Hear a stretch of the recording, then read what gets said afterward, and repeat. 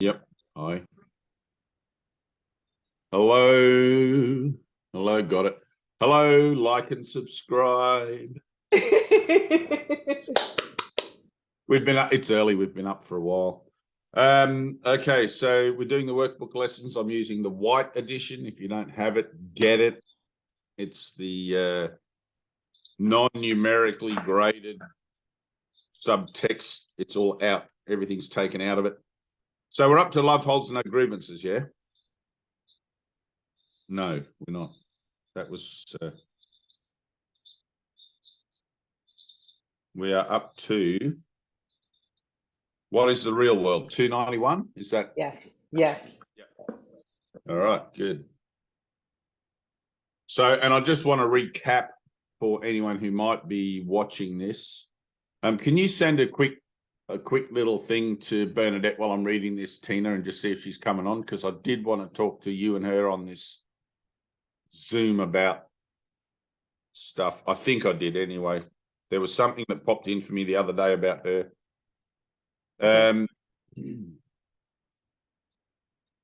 All right, so just a little preamble here. Every one of these 10 lessons in the second half of the workbook has a little preamble, which is just generally 1 page, which is the thought to consider for the preface of each of the daily lessons. We're going to do 10 lessons here today, but obviously if you're doing the course at home, it's a self-study course. Just do the 1 a day and follow the instructions as set out. And obviously read the preamble every day, because this course has to be overlearned to be learned.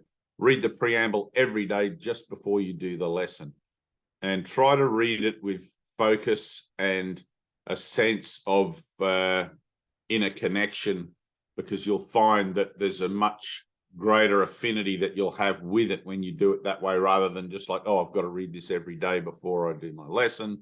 I've read this yesterday. Because all those thoughts of time will just slip back in there, and repetition will slip back in there. But obviously, this moment is a new moment. I never read this yesterday, right? That's just an idea of memory, and that's what dreams are. They're memories. So what is the real world? The real world is a symbol, like the rest of what perception offers. Yet it stands for what is opposite to what you made. Your world is seen through eyes of fear and brings the witnesses of terror to your mind. The real world cannot be perceived except through eyes forgiveness blesses. So they see a world where terror is impossible and witnesses to fear cannot be found. The real world holds a counterpart for each unhappy thought reflected in your world, a sure correction for the sights of fear and sounds of battle which your world contains. The real world shows a world seen differently, through quiet eyes with a mind at peace. Nothing but rest is there. There are no cries of pain and sorrow heard, for nothing here remains outside forgiveness, and the sights are gentle. Only happy sights and sounds can reach the mind that has forgiven itself. What need has such a mind for thoughts of death, attack, and murder? What can it perceive surrounding it but safety, love, and joy? What is there it would choose to be condemned? What is there it would choose to be condemned, and what is there that it would judge against? The world it sees arises from a mind at peace within itself. No danger lurks in anything it sees, for it is kind, and only kindness does it look upon. The real world is the symbol that the dream of sin and guilt is over, and God's Son no longer sleeps. His waking eyes perceive the sure reflection of his Father's love, the certain promise that he is redeemed. The real world signifies the end of time, for its perception makes time purposeless. The Holy Spirit has no need of time when it has served his purpose. Now he waits but that one instant more for God to take his final step, and time has disappeared, taking perception with it as it goes, and leaving but the truth to be itself. That instant is our goal, right? That's incredible. That instant is our goal, for it contains the memory of God. And as we look upon a world forgiven, it is he who calls to us and comes to take us home, reminding us of our identity, which our forgiveness has restored to us. Young Barry, looking very dapper there with the glasses, and welcome. All right, so Tina, you want to do 291 and 292?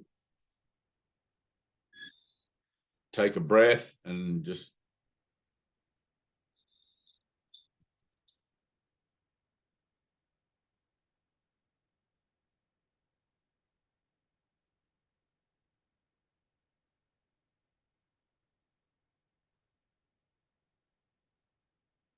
Yes.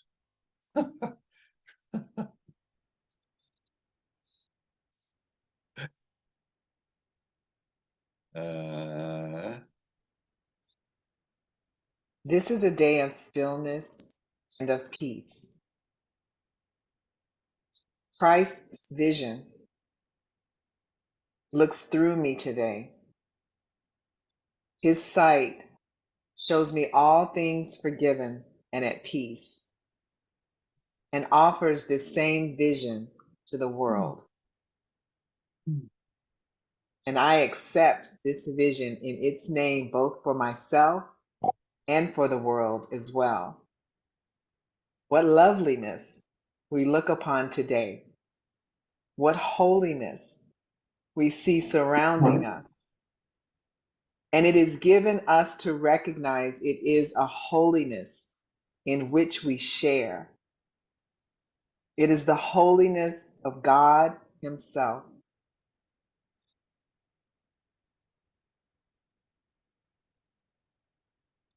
This day, my mind is quiet to receive the thoughts you offer me.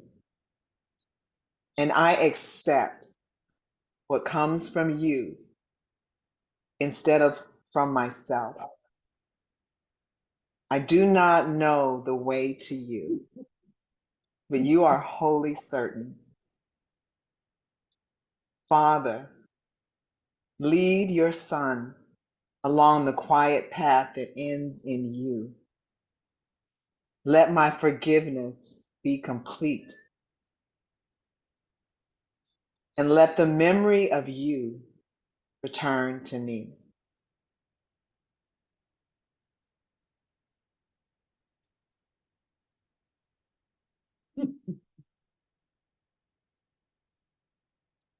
Lesson 292. Take another breath. Take a deep breath.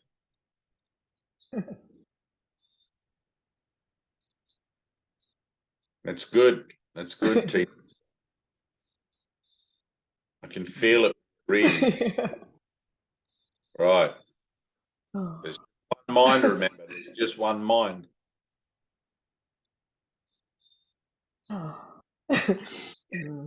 Yes. Oh, wow. Right. A happy outcome to all things is sure.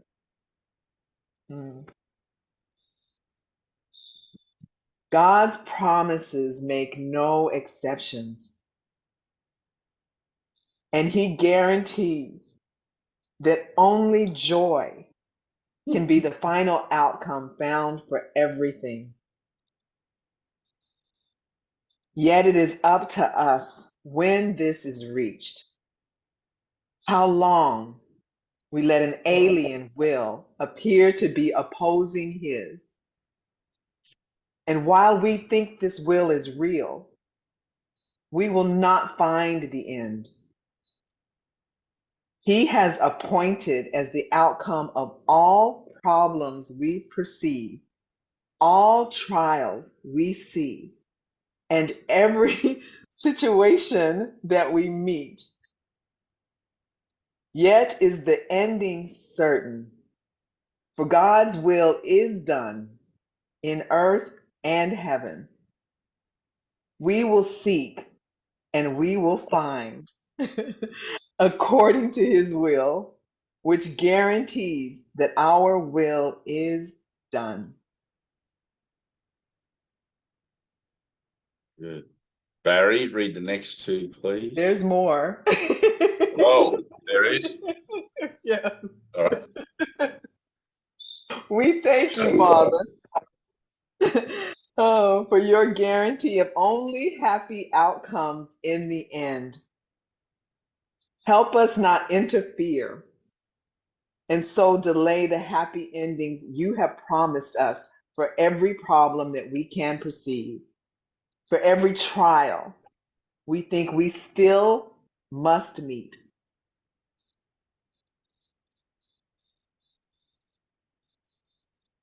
That's Amen. it. That's it. Barry, 293 and 4, please.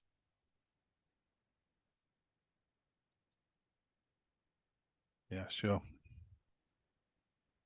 293. All fear is past and only love is here. All fear is past because its source is gone and all its thoughts gone with it. Love remains the only present state, whose source is here forever and forever. And the world seemed bright and clear and safe and welcoming, with all my past mistakes oppressing it and showing me distorted forms of fear. Yet in the present, love is obvious and its effects apparent. All the world shines a reflection of its holy light, and I perceive a world forgiven at last.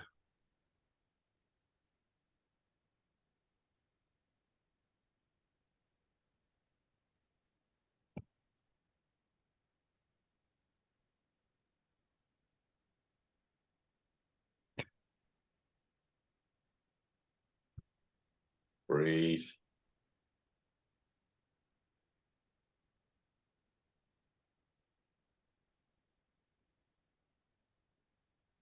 Father, let not your holy world escape my sight today, nor let my ears be deaf to all the hymns of gratitude the world is singing underneath the sounds of fear. There is a real world which holds the present, which the present holds safe from all past mistakes, and I would see only this world before my eyes today. Good. Take a breath. Do the next one. My body is a wholly neutral thing.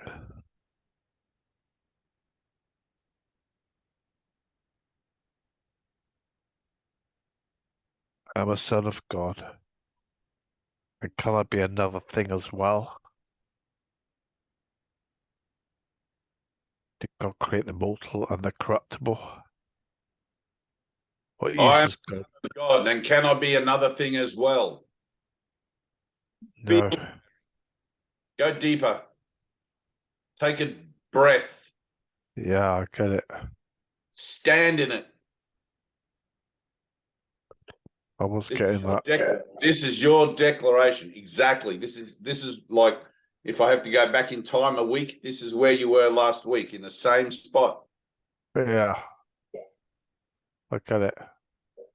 All right. You're Moses. I am a son of Free God. your slaves. Free the slaves of your own imagination.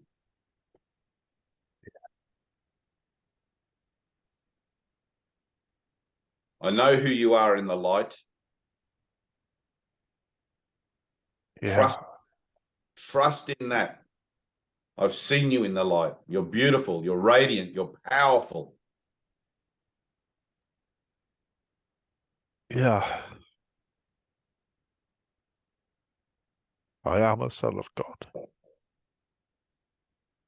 I am a son of God. Yes. Can I be another thing as well? Push. Can I be another thing as well?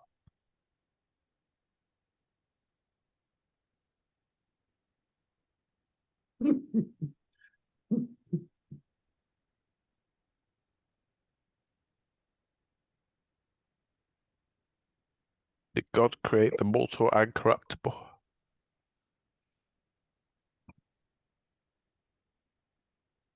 What use has God's beloved Son for what must die?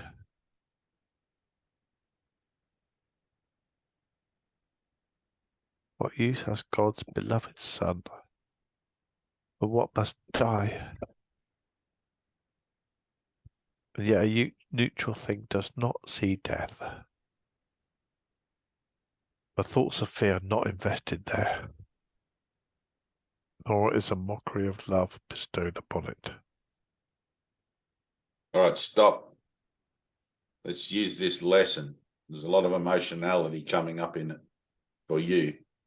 What use has God's beloved Son for what must die? Repeat that to me, Barry. What use has God's beloved Son for what must die? What's he referring to? Yeah. What use has God's beloved Son? Use. There is so much power in this one statement. Yeah. So there's something There is. that must die. What's that he has no talking use about? to me. To the ego, to the idea, to the self idea, to the mental. The self. body. The body. Yeah. Now look at that. Take it personally. Take it totally personally, because this is your salvation. Yeah. At a Zoom meeting, it's not about me or you or Tina or any of the guys on this page. This is you. All right. Connect with it on a deeper level. Don't tell me, yeah, do it. You're on the edge of a shift right here. I can feel it. Tina can taste it in the air. And you're just like pussy around, like, yeah, like with this kind of like, get in there, Barry. I don't even know. Like, if you know, when you try to get cattle into a yard and they have one of those electric prods. I'm going to send Tina over there and she's going to jam one up your butt. Like, and then they all go into the yard. There's like all the cattle go, they all go in at once. You know, it's like that as an energy, that as a presence, that jolt, that forward movement, that I don't even know how to talk about it. It's like you're right on the edge. Yeah. Where I'm sitting, this is a beautiful thing that you're like emotionally charged with this lesson. And it's like there's, you know, an iceberg, there's a little bit on the top and the big bits underneath. You're on the top. I want to get you to see that whole thing that's underneath. I want to get you to embrace that whole iceberg. And to do that, you kind of have to run into it and sink. I don't even know how to talk about it. You've got to realize this is real for you. Like there's a place, you know, because this is a retraining of the ego looks at these lessons and reads them within the framework of ego understanding, thinking that that's a thing, right? It's not a thing. That's just like a portal where the words and the symbols go in and you absorb it for a second. But the real work is happening in the background. Right? The Christ in you knows perfectly well what these words say, and somewhere in your higher part of your mind, there's like a little Barry going, woo, yeah, I'm on. Woohoo, this is I'm on stage here. I'm on fire. Woo, I'm loving this. I want you to connect with that, Barry, with that whole thing, because this is if you truly knew what salvation was to you, you would be reading this Jesus himself. You would use those rising emotions to propel yourself straight to the point of actually what he's saying in your own recognition and from here. Yeah. This whole thing's about activation, like becoming self-aware, conscious, self-realized self. But it's like we kind of cloud, this kind of mist of like not really connecting. When you talk to people during the day and you don't really hear what they're saying, you just sort of like you're filling in time. That's ego consciousness all the time. For people, imagine two people having a conversation and one of them suddenly gets as emotionally charged as you're getting reading this, right? But the purpose of this is different. If you had a conversation with your neighbor and your neighbor started getting emotionally charged about talking about the weather or shopping lists or something, you'd be like, what the hell? Talking about shopping lists. Why are you getting so emotional? But because we're talking about your salvation here, I totally understand why you're getting emotional. And I'm advocating for that. I'm like, let's do it totally. Let's get totally emotional. Let's get right to the bottom together. Right? I'm almost scared of that because I could be I know so you're scared of it. emotional. That's why I'm telling you. Exactly. That's exactly it. Scared of it, right? The one thing you're afraid to do is love yourself completely and allow yourself to be this Christ person that this book is telling you about.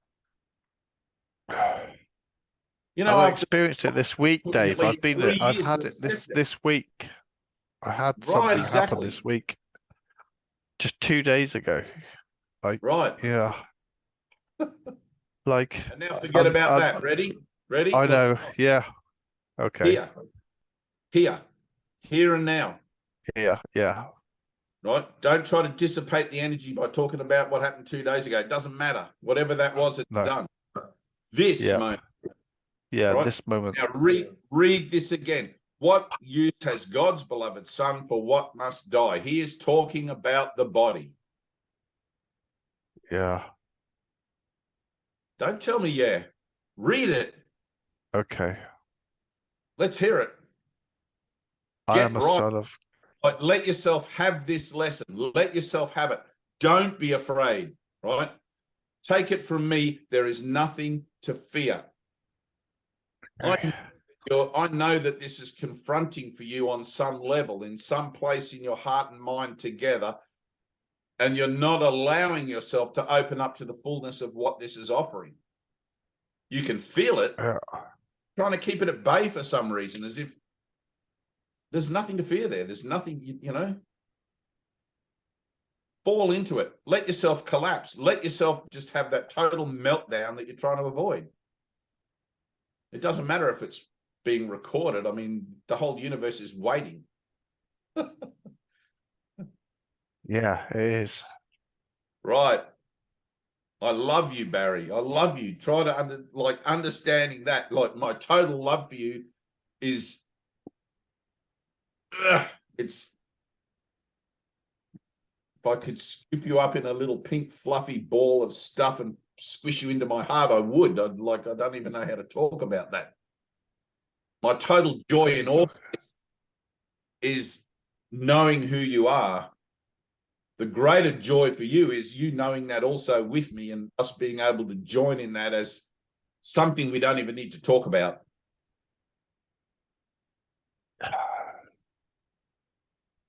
We're collapsing time here. All right, do it again. Start from the top, 294. This is powerful stuff. My body is a wholly neutral thing. Yes. I am a son of God. And can I be another thing as well? Did God create the mortal and corruptible? What use has God's beloved Son for what must die? And yet a neutral thing does not see death. The thoughts of fear are not invested there. Yes. Nor is a mockery of love bestowed upon it. Its neutrality protects it while it has a use. And afterwards, without a purpose, it's laid aside. It's not sick, old, or hurt. It's but functionless, unneeded, and cast off. Let me not see it more than this today, of service for a while and fit to serve, to keep its usefulness while it can serve, and then to be replaced for greater good.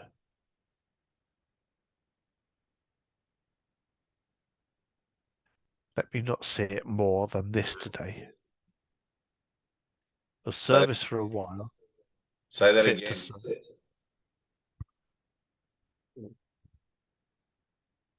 Let me not see it more than this today. Good. Service for a while and fit to serve. To keep its usefulness while it can serve, and then to be replaced for greater good.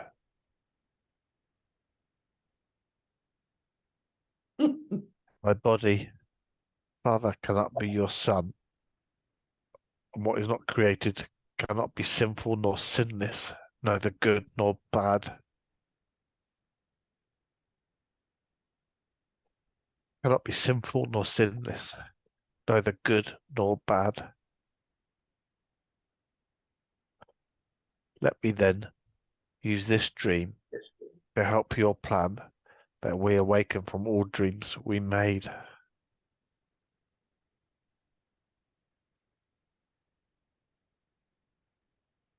Good.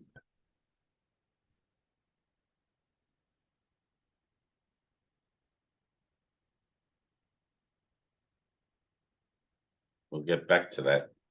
Anna, 295 and 6, please.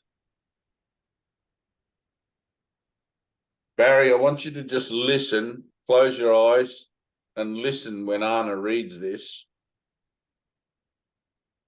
She's going to read it from the heart. Oh, I'm on.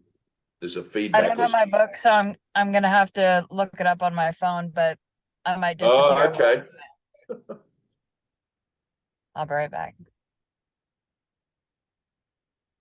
Anna reads from the heart. When she reads, there's a certainty. The heart is always certain, right? So this is like a early. If there was a point in my life, I don't know how to talk about this bit, but there was a point in my life where I made a decision when I was in my early 20s, mid 20s, that I was only going to follow my heart. I was only going to do what I thought would make me happy in life. I refused to work at a shitty job anymore. I refused to do what I didn't want to do. I just wanted to follow my heart and see where it led me, because I had somebody that once told me the heart will always lead you in a true direction, will always lead you truly. And the heart is this powerhouse of passion. Your whole passion, your zest, your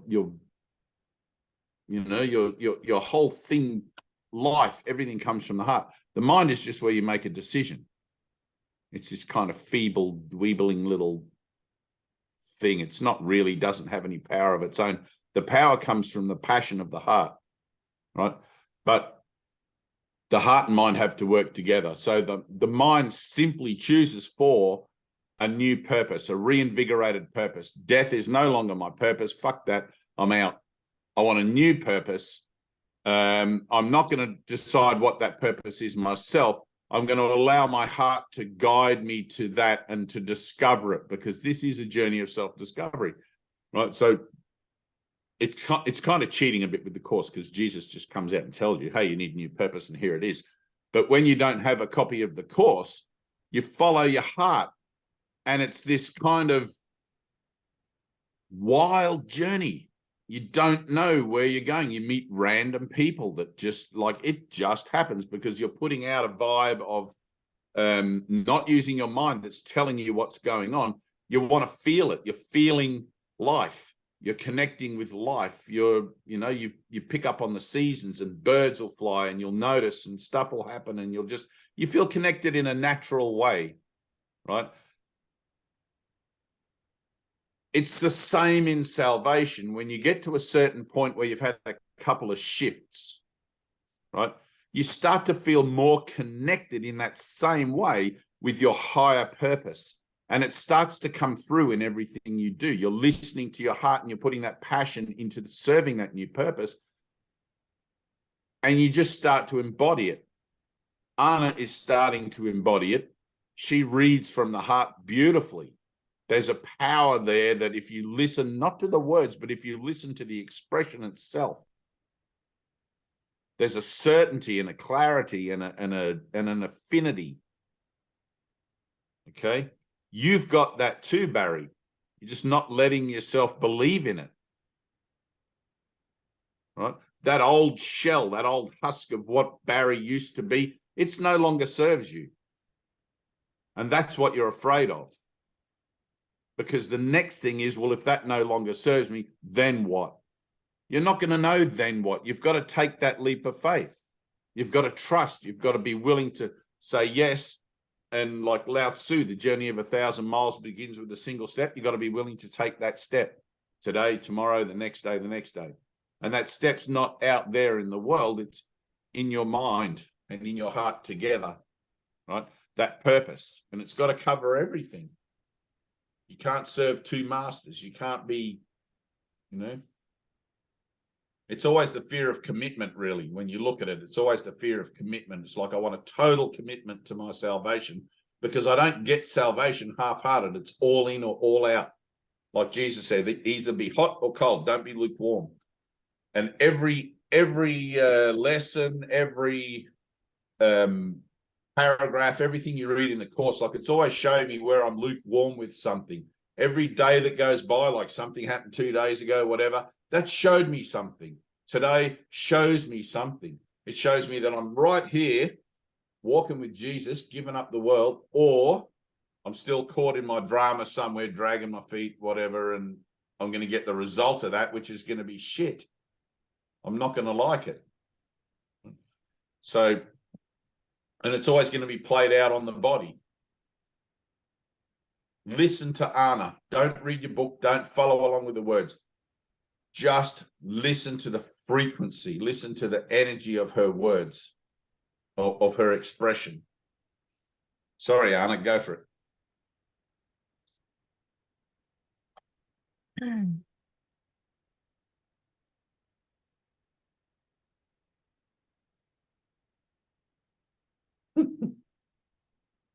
The Holy Spirit looks through me today. Christ asks that he may use my eyes today and thus redeem the world. He asks this gift that he may offer peace of mind to me and take away all terror and pain.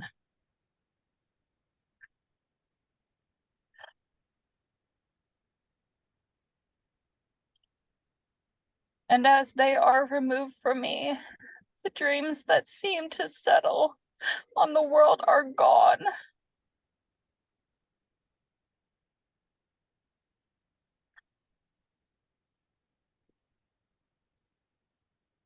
Redemption must be won. As I am saved, the world is saved with me. For all of us must be redeemed together. Fear appears in many different forms, but love is one. My Father, Christ has asked a gift of me, and one I give that it be given me.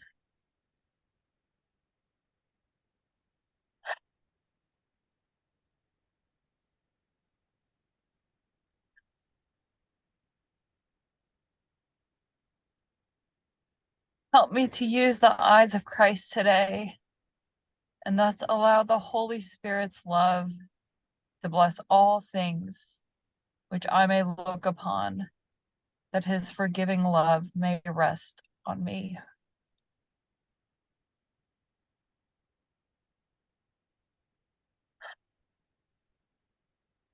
Breathe.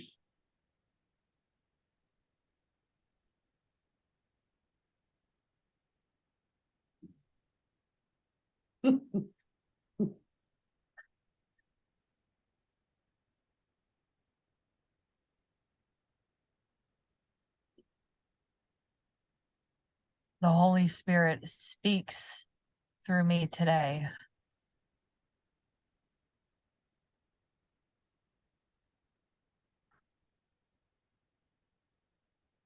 The Holy Spirit needs my voice today, that all the world may listen to your voice and hear your word through me. I am resolved to let you speak through me, for I would use no such words. I would use no words but yours, and have no thoughts which are apart from yours, for only yours are true.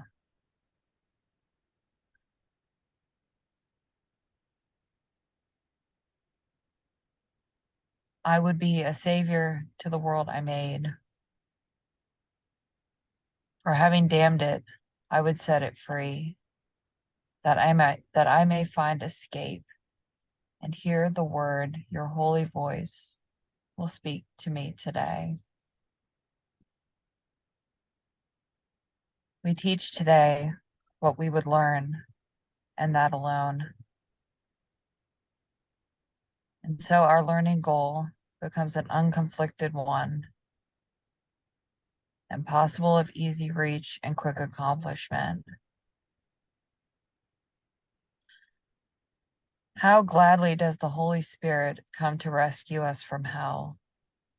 Will we allow his teaching to persuade the world through us to seek and find the easy path to God?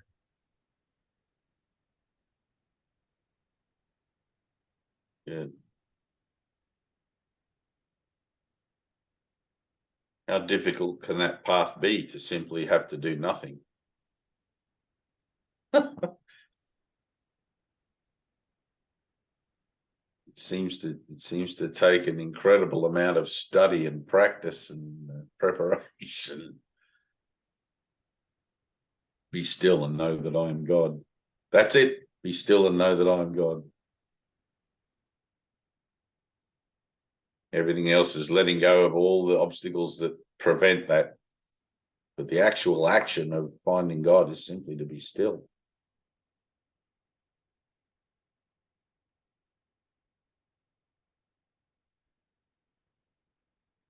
Tina, 297 and 8, please. Actually, just 297. I'll get Kevin to do 298. And then Fran, you can do the last two.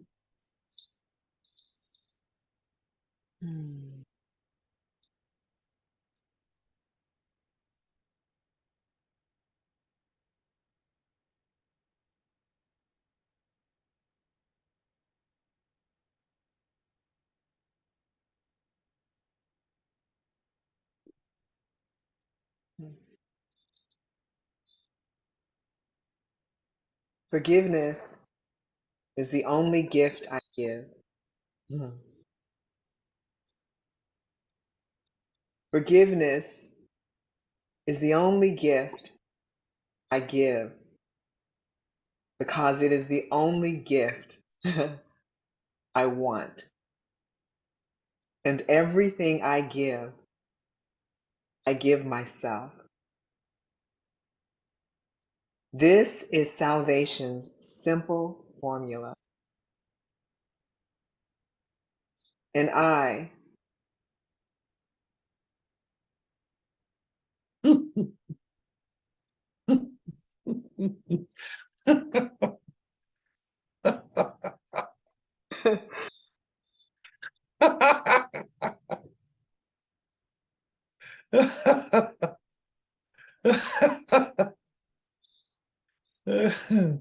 who would be saved would make it mine to be the way I live.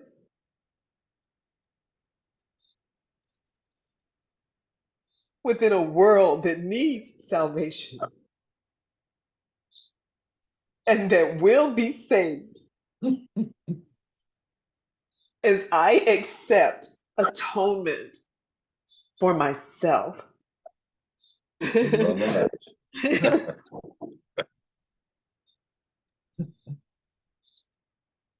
Father, how certain are your ways, how sure their outcome, and how truly faithful is every step in my salvation set already and accomplished by your grace.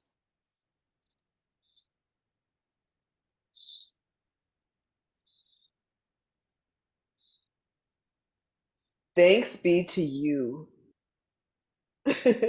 for your eternal gifts. And thanks to you for my identity.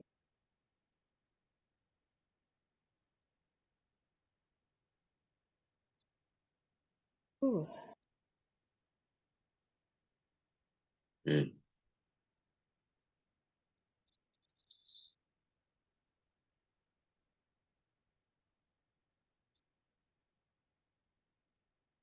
Kevin, when you're ready, take a deep breath, connect.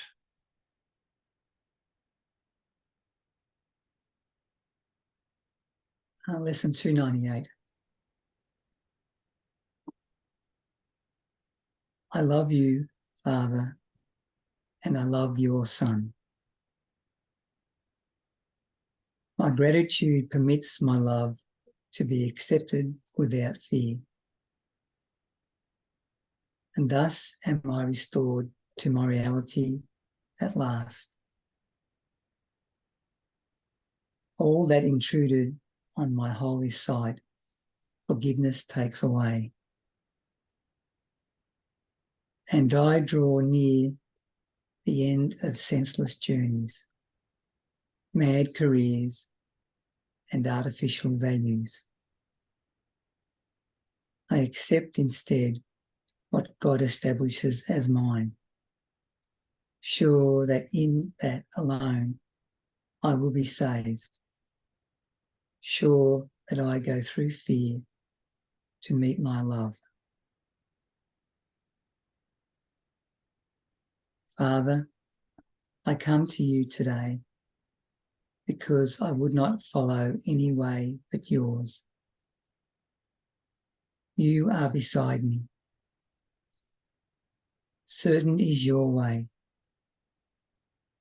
and I am grateful for your holy gifts of certain sanctuary and escape from everything that would obscure my love for God, my Father, and his Holy Son.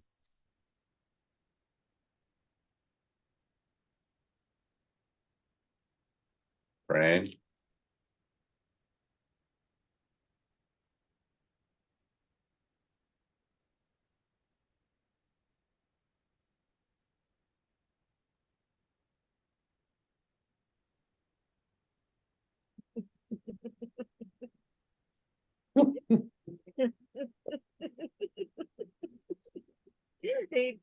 Eternal holiness abides in me.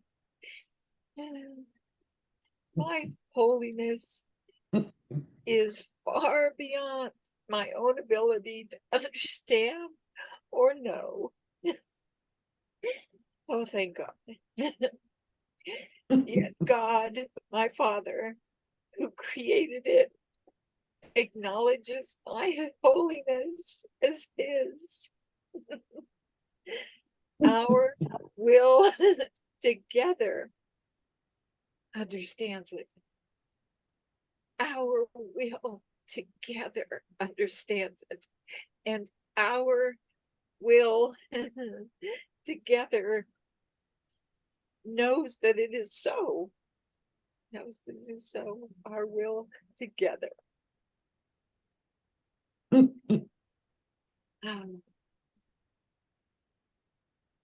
Father, My holiness is not of me. It is not mine to be destroyed by sin. It is not mine to suffer from attack. Illusions can obscure it, but cannot put out its radiance, nor dim its light. It stands forever perfect and untouched. In it are all things healed, for they remain as you created them. And I can know my holiness. For holiness itself created me. And I can't know my source because it is your will that you be known. That is really such a good thing.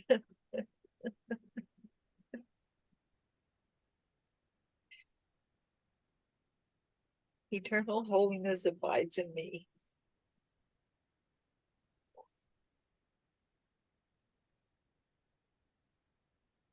Only an instant does this world endure. This is the thought that can be used to say that death and sorrow are the certain lot of all who come here. For their joys are gone before they are possessed or even grasped. Yet this is also the idea that lets no false perception keep us in its hold, nor represent more than a passing cloud upon a sky eternally serene. And it is this serenity we seek, unclouded, obvious, and sure today.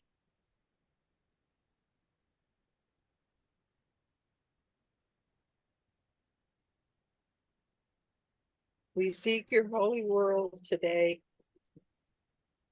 for we, your loving sons, have lost our way a while. But we have listened to your voice,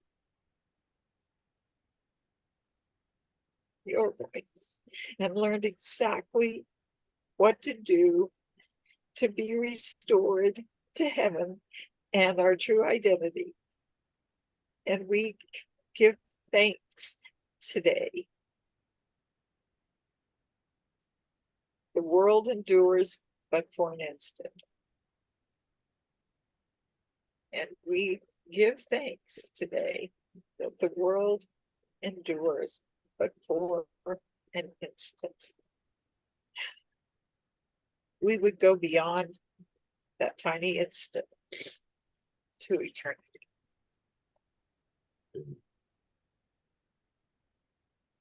It doesn't seem to be a tiny instant. It seems to be a massive, hey, Marielle, it seems to be a massive framework of just constant mental imagery and stuff going on. So, but when you can see that the world, it's representing one thing, it's all the same. It doesn't matter where you go in the world, what you do. You could be on a beautiful island drinking margaritas, or you could be in a factory in London making matchsticks, if they still do that. I don't know if they still do that. It's exactly the same thing. But the mind that believes in separation, that values it and gives it a value, it splits it all up like that. This is better than this. This is better than that. So it seems to be lots of ideas contained within a potential of things that can be experienced. And we're after one experience only. Out of the entirety of everything that seems to be offered in consciousness, we're after one experience that has nothing to do with any of that. We put all of what's contained in consciousness into the same box and say, none of this is my will. None of this is what I want. I have no use for any of it. But that's got to be true for you. That's got to be true for me. There's got to be a place where that's not just something I'm reading in a book. That's just not something that I'm taking on board because Jesus tells me. It's got to be my own light bulb moment. It's got to be my own arrival point. It's like, holy shit, doesn't matter what I do here. It's death. The death and we want death in this. This is what we want, but we want the death of the ego. We want the death of false belief or the release of false belief. We'll call it death for a second because that has more, pertinent sort of overtones, I guess, but a finality to it. We want it done, right? The ego also wants death, but wants the death of the body, right? That's where I make the decision. I can't escape death. I made it up so that it couldn't be escaped. It's impossible. I need a miracle for that to occur. There's no point me trying to arbitrate it in my mind, right? There's nothing in my mind that is going to show me what salvation is other than the miracle, a revelation. Right? For that, I need to be willing, at least a little bit willing, to take on board at the start that perhaps there's more to my mind, like not just consciousness, my mind as a whole, than I'm aware of, which will necessitate a leap of faith at some point. And Barry, getting back to where you're at with that, you're sitting on a fence here, and like, I'm just going to put it to you, maybe I'm wrong, right? But I've seen this many times. You're sitting on a fence here between the death of the ego and the death of the body, right? One being the total release of the old purpose that you have and the embracing of the new one, and the other one being this place where you're just fed up.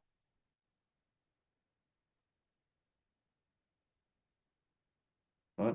I understand being fed up,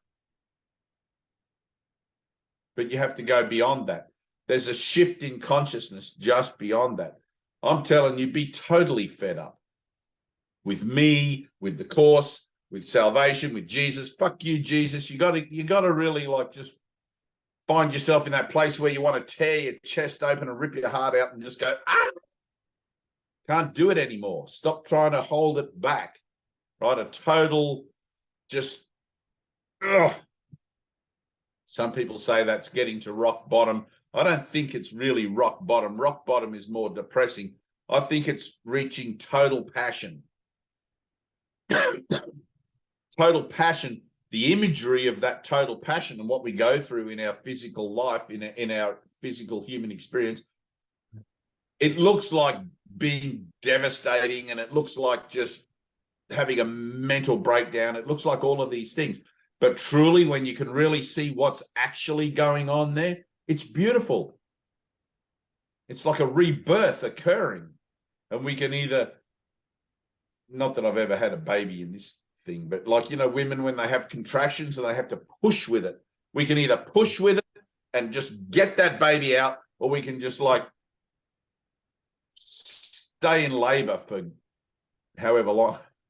Is that a good analogy, ladies? I don't know. Anyway, but it's like push. It was when you read this course, right? This is the incredible thing about this course. When you read this course, right, all of the references of holiness and divinity and everything, we don't even know what they are. Right? We have no clue what they are. We don't remember. We've got this whole amnesia, and yet they trigger us. They call us to remember something, and we get emotional about it. We start to read that I'm God's son and I'm holy and I'm all these things, and we start to get emotionally charged. It's like, why? We don't even know what he's talking about, really. It's like a Chinaman reading you the menu at his restaurant in Chinese. You wouldn't even know what he's saying, but you get emotionally charged about it. It's like, oh, that sounds good. He's reading something there. I don't know what the hell it is, but that sounds good. That's how dumb the ego is. It doesn't even know what's being presented here. right? And it can't know. All it knows is that there is something else going on of which it's not privy to, right? And so it sets up this whole roller coaster of emotional responses that they indicate the presence of an awareness, but with no clue of what that's all about. Does that make sense? It's like somewhere you have a response. You're reading one of these lessons, you're triggered by it, or you're emotionally charged by it or something. And there's this kind of, like you said to me, I'm fearful of it. You don't even know what you're fearful of, right? It can only be love. If God is everything and God is love, it can only be love that you are fearful of, which is what Jesus is saying throughout the whole course. You're afraid to love yourself unconditionally and to look upon the world with love, right? Now you would have to ask yourself, why am I reacting to these freaking lessons? Why am I having these emotional things? It's because somewhere in you, something has opened up. Somewhere in you, a process has begun, which is irreversible, and you're starting to actually feel again. You're starting to become whole again. You're starting to allow your inner sanctum to be expanded and pushed and, you know, pushed and pulled and manipulated and all that sort of stuff. And that's through the activity of the Holy Spirit. It's just a stage. It'll pass. Eventually, you'll just laugh. Eventually, you'll just find this peaceful place where you just laugh and giggle and just, it's all kind of funny. But for some of us, the emotional involvement that goes along with it is part and parcel with what I would say would be many incarnations of denial. Right? Some of us are here on our first or second incarnation, and we're probably not really had too much trauma, and some of us have been here for 1,000 lifetimes, fighting battles and condemning and judging. And so, you know, we're more sensitive when somebody tells us that we're forgiven.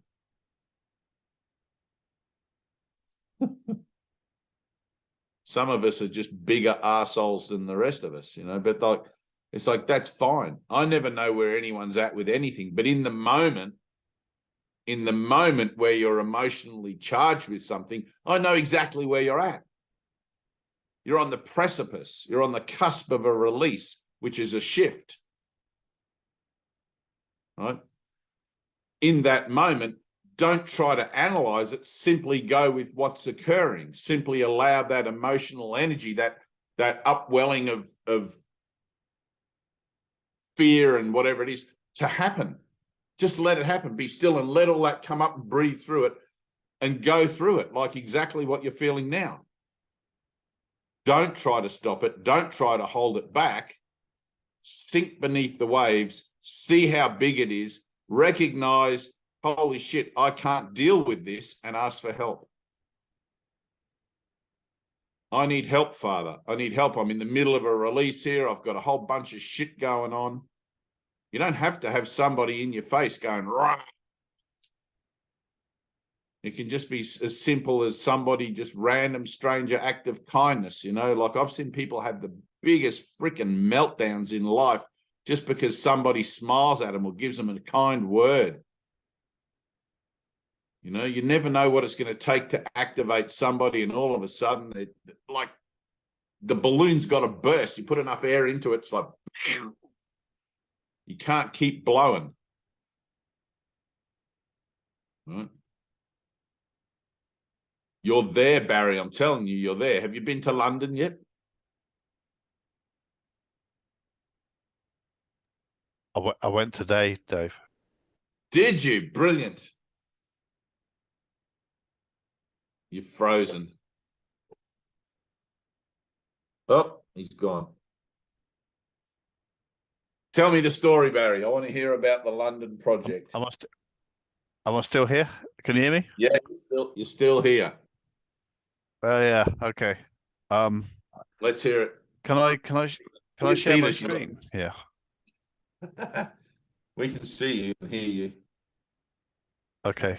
So yeah, hang on. Wait. Before you tell the story, Barry's assignment, right? This is a divine assignment. And I'm just going to put this first as the preamble. So in the Bible, in the New Testament, Jesus talks about all his disciples he has, right? Towards the end, like generally he's got the 12, right, that follow him everywhere.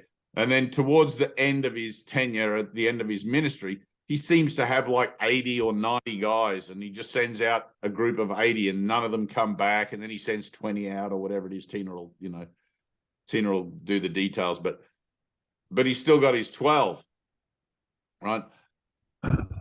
I gave Barry an assignment, right? Everything's perfectly orchestrated, right? So you got to appreciate this.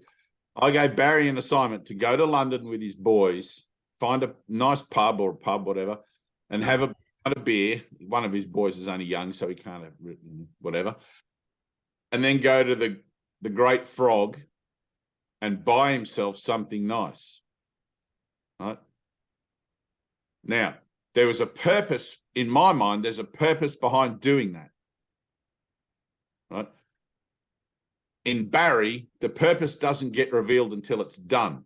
The whole reason Jesus sends his disciples out is so that they can see the power of the Holy Spirit activated in them outside of the comfort zone of walking with Jesus.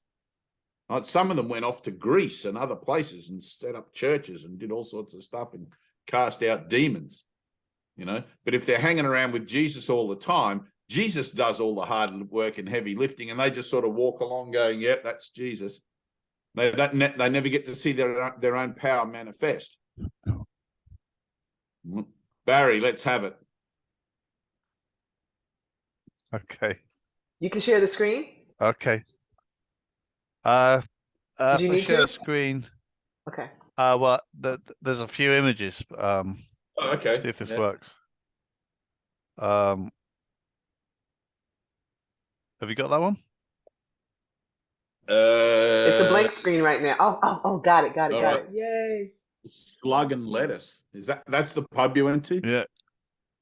Right. Yeah, that's in London. And Right, okay. actually this has gone a little bit fast, but let's go forward. Yep. Yeah, this was there we go, my journey into London. Where are the boys? London. That's Liberty. That's Liberties. I didn't take the boys, Dave.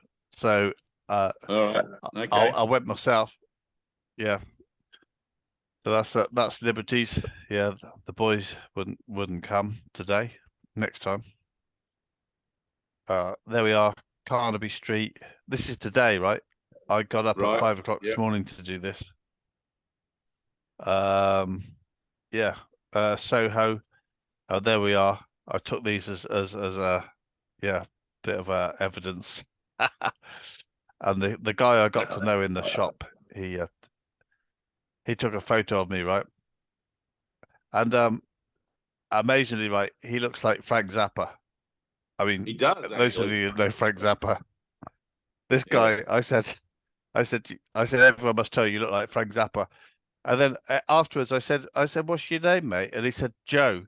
And Frank Zappa wrote one of his most famous albums was Joe's Garage. We were jamming in Joe's Garage. I said, you are literally, he's clearly a reincarnation, basically. But anyway, he was a lovely guy. Anyway, it's a kind of a digression with the images, I guess, Dave. But so I suppose what comes of the story is what happened for me really in all of this is I've got a couple of key things. I talked to a lot of random people. But I kind of do that anyway. But I think one of the ones was going and just doing something for myself. And I think that was part of the lesson here was Dave said, don't hold back. And so, on my finger here, and I'm not a big kind of, and I explained myself in there. I said, look, I haven't got tattoos. I haven't got piercings, but I've got a fair few scars. I don't know what I'm going to buy here. I'm trying to get this thing to open so I can see myself. But anyway, But I bought a ring, a big chunky silver ring. I don't know if can we see this on here? It's a great. Can you stop big, share? Yeah, can see it. chunky silver Beautiful. ring. I'll stop the share. There we go. Yeah. I bought that, and I knew Yeah. there would be something. I said to the guy, "I'm here on a mission. There's going to be something here for me. I don't know what it is. You know, I'm not a big jewelry person. I don't know. You know, I didn't want a skull or a snake or." And then there was this in the case, and I said, "Have you got one of those that'll fit a big fat finger? Because I've got quite chunky hands, right?" And he said, "I'll go. I'll have a look." And they put one out, and it just literally fits my finger. So, so that was that. And I think what came then out of that afterwards was me just observing stuff in a different way. Because normally I would have walked past that shop. I wouldn't even have got in the shop. And so after that, having been in the shop and had to look in that way, I was kind of looking at everything in that way. All the way back to Totnes on the train. It's been a long day, 3.5-hour train journey each day, blah, blah. I came back into Totnes and I was talking to some people in the market. Then I went into an art shop I've never been into in my own hometown. I was talking to the woman about the art in there and looking at it in a way that I don't normally see things. So kind of what I learned today was, yeah, I stopped looking, you know, I stopped seeing what's in front of me. Yeah, and it kind of opened up a little world and a whole conversation and people connecting with, yeah, in a way that's hard to kind of like describe, but was I got that was what the day was about. That if someone had said to me, "Why did you do that today?" I would have said, a bit like Dave when he introduced this, I would have said, "I don't know. Why are you going to? I don't know why I went to London today." But then that came out of it. It was a connection, a perception, a different way of looking. I was seeing things differently. That's what came out of it. Good. That was the whole object of the exercise. You have to be willing to say yes to taking a step into I don't know. Yeah. Then something else can occur that has nothing to do with what you would ordinarily think or think about. And that's exactly what that assignment was for. Okay. It's an act of giving to yourself. The ring is just a symbol. I knew you weren't going to buy a skull or anything. I've got skulls and things like that. The ring is just a symbol, but it represents that willingness to say yes to something beyond yourself. And that's what we do in our life. That's what we do in our meditations. We're saying yes to something that's beyond ourselves that we can't know about until we say yes to it and actually step into our yes. It's like I gave an assignment once to, like, sometimes in my mind I get these visions of places and things and stuff, and they're not always completely accurate. I mean, my most accurate one that I ever had, and I'm not saying any level of clairvoyancy or anything, but I had a friend in Sweden and I gave him a series of directions and I told him about people he would meet, and he took those directions and met exactly those people, even down to the point where I told him he would meet a woman, a young girl wearing a red tartan skirt and long black boots. And he met her in the place in Prague where I told him that he would meet her. I don't know who she was, but I can just see it in my mind. You know, I don't have that so much anymore. It's kind of like a stage that you pass through, clairvoyancy and healing and all of those things. And then you go through the teaching and learning, and then you come out into this quiet sort of area with Jesus where it's like he talks about it as lay you down in the grass, you know, beside the still waters, and all of that's then done. There's just this kind of waiting and this calm and peaceful place where you just wait together with your brothers. But all of these things are witnesses. All of these other things are witnesses. The clairvoyancy, the healing, the teaching and learning, and the realizations and the miracles. They're all part and parcel of bearing witness to something that I'm saying yes to, without trying to define for myself what I think I'm saying yes about or yes for, or trying to preempt anything. So when I gave you that little assignment, I thought that'd be fun for Barry. You could do that. Take the, I mean, it doesn't matter. You didn't take the boys, but anyway, the whole object of the exercise was completed.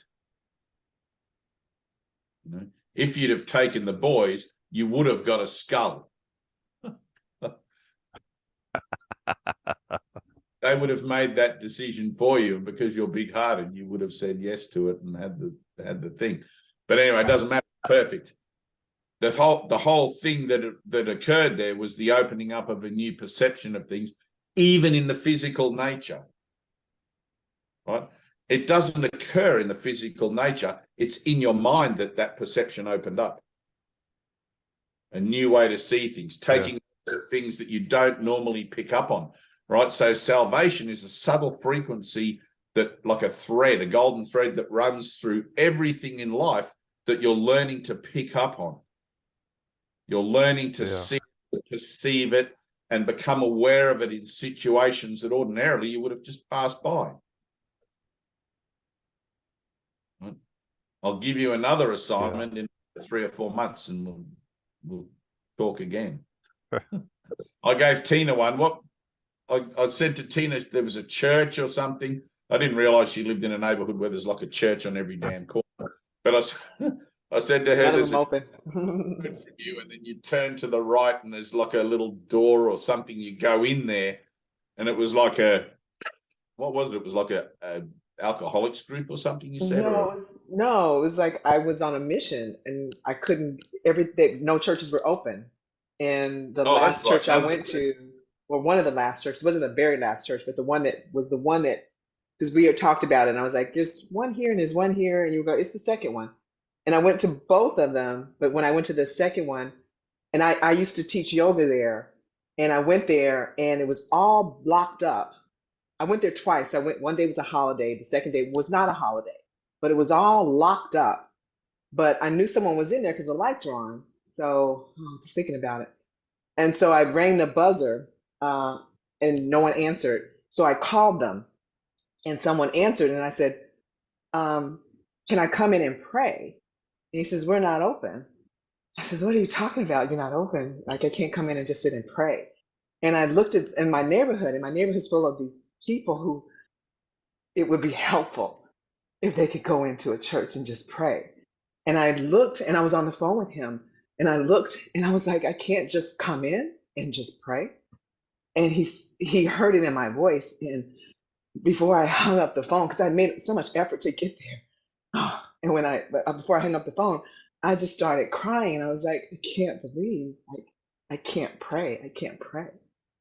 And he heard me, like, as I was doing that, and it just, still just thinking about it, that the people that need it the most, I would think, I mean, we all need it, but they're right there. There's a church right there, and it's blocked up, boarded up, people inside, and you can't just come in. They're there. It's not like there's any effort on their part except to open up the doors and allow them in. And it just broke my heart.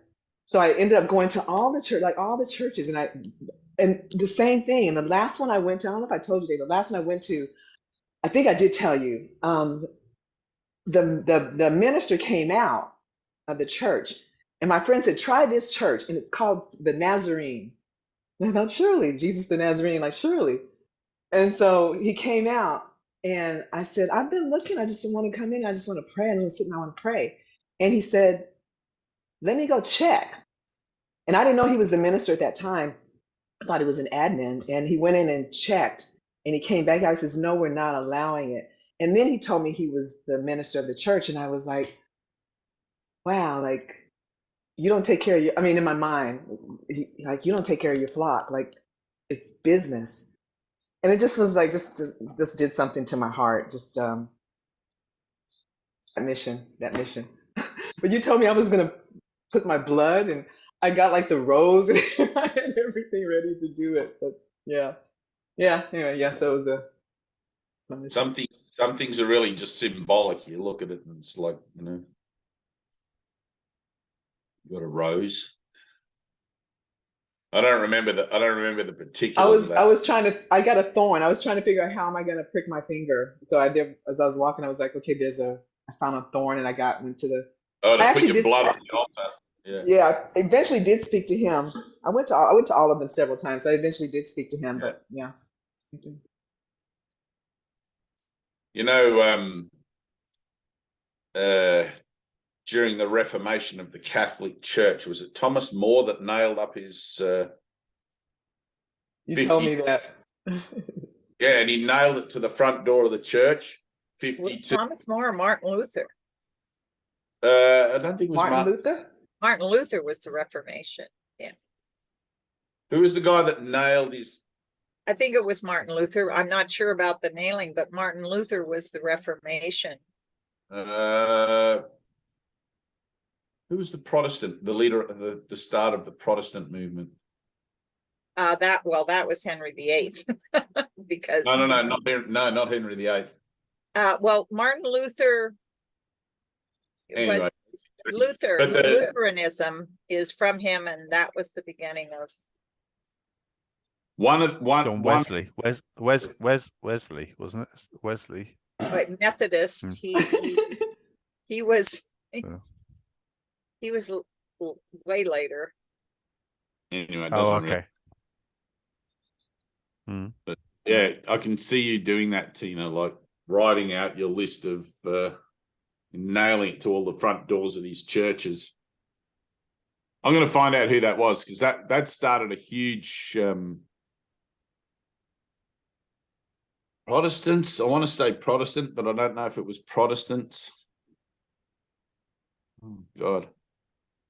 I remember reading a book about it. It was like 25 years ago. And it's the Dark Night of the Soul, the guy that had, I want to say Thomas More, but I don't think it was Thomas More. Anyway, it doesn't matter. So saying yes to something that comes out of left field, you know, is like for a new purpose, right? So everything we do here, everything in our particular framework for life, right, we do with a sense of a new purpose, or we try to. Right? The ego is just as strong as the Christ mind. It's using the power of Christ's mind to make real its version of events. So it takes for that, it's like where Jesus says every morning, set up your day properly, like give your day to God, tell yourself the kind of day you want and all of these things. And you're setting up your day properly so that when you're out and about and you're going to the Great Frog and you're going to wherever you're going and you're on the train and stuff, you're going there with purpose, right? It's not just, hey, there's a pub and a jewelry store and whatever, and let's go, that'll be a nice day out. You're going there with a purpose. That purpose, you don't understand it. You're learning of it as you go. Jesus can tell you exactly all about it in here, but you can't hear this, right? You can't hear this, which is why the learning is through the application. When I'm reading this book, it's just words on pages that don't mean anything to me because I don't have references for my divinity. I just have Jesus's say-so. I mean, it's a pretty powerful say-so. I mean, if you really get the story of Jesus and what it is, I mean, you can easily form an emotional attachment to the guy. You know, he's like, wow, this guy is really cool. He heals people and he loves, and he just like water into wine and lepers and blind people and shit. Lazarus, you know, the guy's just like in a place of his own as far as people I know goes, you know. It's not like my other friends who like to drink and party and get laid and stuff. So when you say yes, Barry, this is exactly when you're reading those lessons. Those lessons are you saying yes to going to the Great Frog. It's not a different thing, right? You're saying yes to the same thing in those lessons, right, to the unknown. And when you say to me, I'm scared of it, right, the thing that you're scared of is always going to be the unknown. Now, if you can do it in form, if you can actually get on the train, go to the pub, go to the shop, buy yourself a thing, come back here and tell the story about it and have that experience, and then somewhere in amongst that, have this whole other element of perception open up to you, right? Starting to become more conscious, more aware, more open to things, and starting to change. That change can also occur through these lessons, right? But everybody's different. Some of us have been here for 1,000 years and some for 100,000 years. Everybody's different, and I can't tell who's what particularly. But Jesus says, you know, like in the Course, he says, some people will experience it through the lessons that we do today, and some people will experience it through revelation, and some people at point of death and all these sorts of things. Who's for what? I don't know. I don't know who's going to experience what, however they're going to experience it.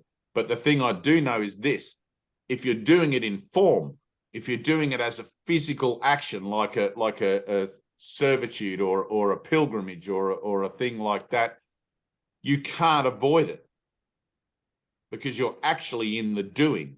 Listen, learn, and do. You're actually in the doing of your own salvation because you're doing it for a whole, right? And it gets revealed as you go. It's like God, a leap of faith is like exactly that. It's a leap of faith. It's not a leap of, oh, I get what this is about. Right? Same thing with these lessons. But we're looking in, when we're reading our lessons and we get suddenly emotionally charged, we start to feel stuff. What we're looking at is our own integrity and our own honesty regarding what's being presented. Saying, yes, this is what I want. Just because I've got a book telling me I'm the Christ already doesn't mean that I believe I'm the Christ already. I might like the idea. I might have all these incredibly romantic associative ideas about what being the Christ is. And, oh, isn't that lovely? We're all so holy and perfect and whatever. But that doesn't mean that I actually know what that is.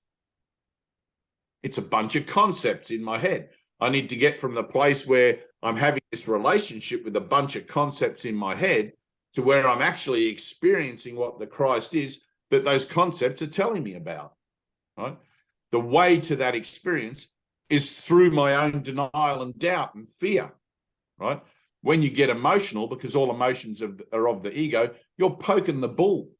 You're poking the beehive there, and you're saying, fuck you, bull, fuck you, beehive, get out of my way. I'm not afraid of you anymore, right? And you get emotional about it. It's like, I'm going this way, I'm going straight through, and I'm going to get past those buzzy bees, and I'm going to get past that charging bull with his big horns and all these things that I think I'm afraid of, and I'm going to find out for myself, right?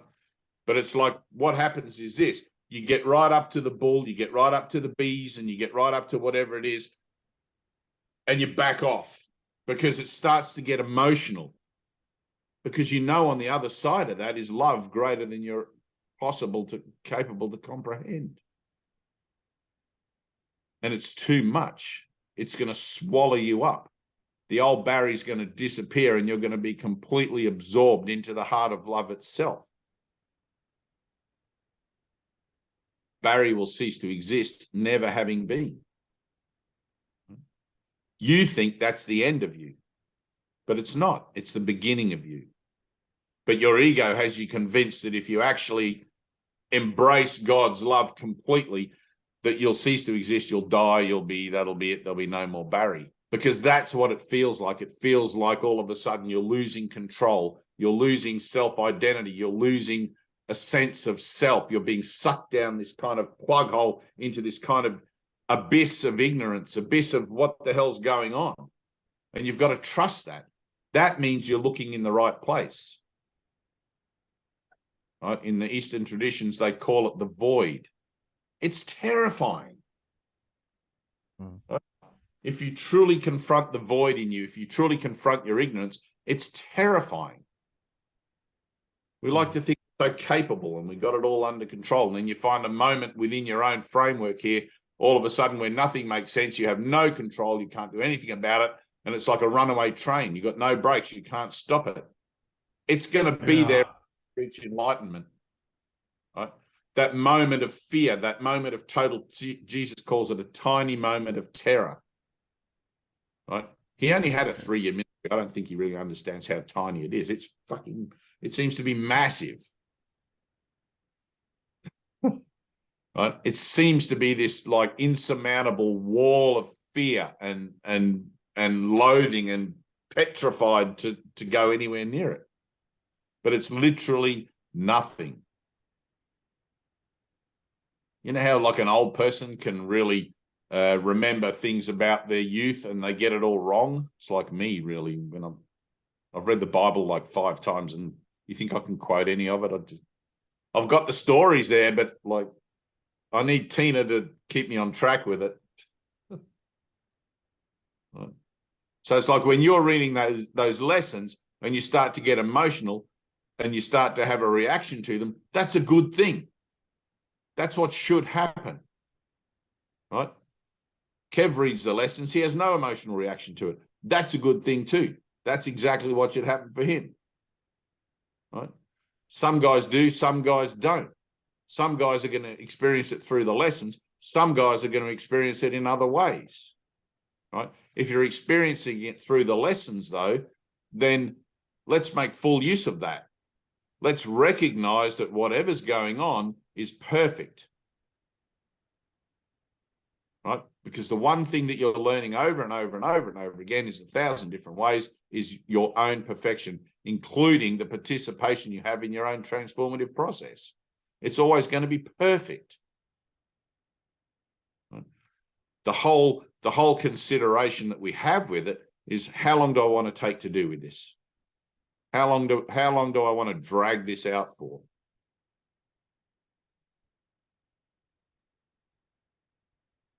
Right? And it's like, that's where the real pain is. It's like, oh my God, I've got to face this again and again. It's not going away because a lesson repeats until it's learned. And everything is a lesson, including this. And on the other side of the lesson, you'll understand what you've learned. It's like going to the Great Frog. You don't really understand why and what until you actually are in the process of the doing of it. And then you start to see, holy shit, I started to look at everything in a whole different way. Right? Now, imagine that on a universal scale. Imagine looking at everything in a whole different way on a scale that incorporates the entire universe and the multiverse of universes. Imagine seeing everything in a different way, all at once. That's what you're afraid of. It's that total experience. Right? The ego deals in limitations and it likes to keep things in a parameter where it thinks it can stay in control. But at a certain point, you're just like, fuck it, I'm done with control. I've had enough. I'm stopped. I don't want to control anything. I don't want to control my own process. I don't want to control how I feel. I don't want to control how I think I should feel. I'm done with it all. I just want an experience. It's like St. Francis. St. Francis on his pilgrimage up over, was it the Pyrenees Mountains? And he wasn't the Andean mountain, no, Pyrenees Mountain. And he received the stigmata. Why? Because he heard the voice when he was at war, when he went off to war, he heard the voice of God directing him on a different pathway. He came back to his village, all his clothes, and decried his whole way of life and walked out of his village naked, reborn again in that sense as a servant of God, and set about rebuilding God's church in a physical manner, right? And people that could gel with that and relate to that and could hear him started gathering to him, and he built up this whole monastic order And eventually he got bored with that because it became corrupt, and he recognized the corruption in association. Right? And he's like, I need to find God. He said, I was experiencing God there for a second, and God gave me this direction to build the church. And now I feel like I've lost my connection with God because I've become so involved with rebuilding the church. It's become his personal crusade to rebuild the church rather than listening to God. Right? So he headed off into the Pyrenees Mountains to go on a pilgrimage, and come hell or high water, he was determined to rekindle his relationship with God again and know more of God, because he felt there was more to know. And he received the stigmata, like the 5 wounds. And eventually he died from those wounds, but he got what he wanted, but it happened to him through the physical nature of the pilgrimage, which is why people go on pilgrimages. I mean, if you do the Franciscan walk these days, it's not really a pilgrimage, because there are places set up to cater for pilgrims. You don't have to live by faith. You just got to get to the next inn and show them your pilgrim's card, and they stamp it, and it's like a tourist trap now. It's like a 700 kilometers of like, what the fuck are you doing? It's not a true pilgrimage. I know guys that have done it and they get halfway through, and half of that pilgrimage now travels along the side of a highway. It's like trucks and buses, and you see people tramping the highway. It's like, but horses for courses, Barry. Sometimes you got to do these little missions in the world, these little things that goes on, like Tina going to the churches, and it's like whatever came out of that for her. But sometimes it takes a little push, a little prompt. I'm glad you did it. And now it's done. I'm glad I did it. I Right. was resisting for a while. I resisted for a while. And you were projecting that resistance onto your family. And your family was reflecting it back to you. You see how that works as an action of mind? Yeah. If you can see that one, you'll see things differently. I have resistance, but I don't accept that it's me. So I project it onto my family. Energetically, my family pick it up, and they reflect back to me the resistance that I have. Now look at everything with that idea. I'm in a process of resisting love. It's like, all right, let me look at that with the situations, people, and events that I seem to find myself in particulars with, and see where it is that I'm projecting onto others what I don't want to look at in myself. Because the ego is a liar. The ego is cunning, vicious, suspicious, and baffling. That's why if your finger slips from your nose, you're going to be caught up in all the drama of it again and again and again. It's like, hang on a minute. My family is me. Right? It's not me and another people out there playing the parts of being my family. My family is literally me. The figures that I see around me are reflecting back to me my own thoughts, feelings, and emotions, and et cetera, that make up the other half of how I think I am. Because the world is dualistic, yin and yang, and I see myself in a certain way, and I see other people in another way, and it's not true. I am that way. I am one with all things, above and below. As in heaven, so on earth. I am one with all things. There is no separation. And that's a powerful realization. When that light bulb goes on, you are the dreamer of your dream. You are the master of your destiny. You can change everything by accepting atonement for yourself in the situations where suddenly the idea of separation becomes, hang on a minute. Hang on a minute. I'm in a process of reunion here. Let me accept atonement where I think my family is separate from me. They're not separate from me. They're not resistant to the idea of me going on this little jaunt to London. I am, and I'm projecting it out there onto them. That's why I'm seeing it out there. But you're not aware you're projecting it out there because you make 1,000 decisions every minute at the speed of thought. Boom. And the whole world becomes manifest from it. You're an incredibly powerful being, Barry, Dave. It's interesting because like my youngest had a little moment this morning when he realized he wasn't coming with me because he said he didn't want to come. Like, he worried about me. He was like, Dad, be careful. It's a city, Dad. Dad, don't get knifed, Dad. Dad, like, it's giving me instructions. He suddenly got worried. My 15-year-old. I said, don't worry. I know everyone. I'll be okay.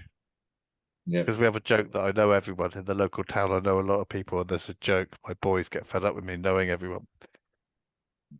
But, and that was the other thing in London, I love that thing, like, of just, like, if you are open, and I got to this point of just being open and get to this point of, I realized that if I put this on Facebook and someone says to me, what were you doing in London? I would literally have to say to them, I don't know. I don't know.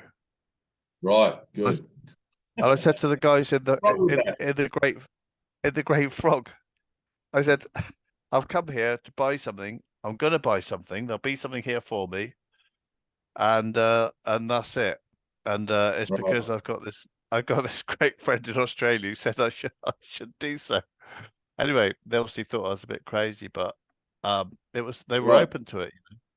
Right. Everyone was open to it. And I had some really lovely conversations there, and then subsequently going back on the tube with the family. And yeah, there was all sorts of little interactions sort of going on that were kind of part and parcel of that. I don't know what the fuck I'm doing here, And I know I look crazy, and I know I don't look like a Londoner and stuff. I have my red crutches and my red shorts. Yeah, it was interesting. It was exciting as well, actually. It became exciting. You want me to give you one word what it was? It was freedom. Yeah. Freedom. Yeah. Yeah. I was just out there. You had no agenda. You were following instructions and you were just there.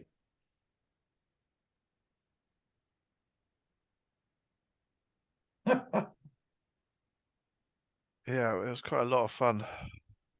Right.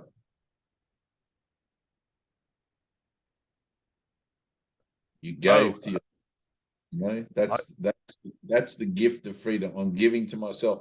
In that case, it looked like a particular form of something, pub, shop, buy ring, whatever.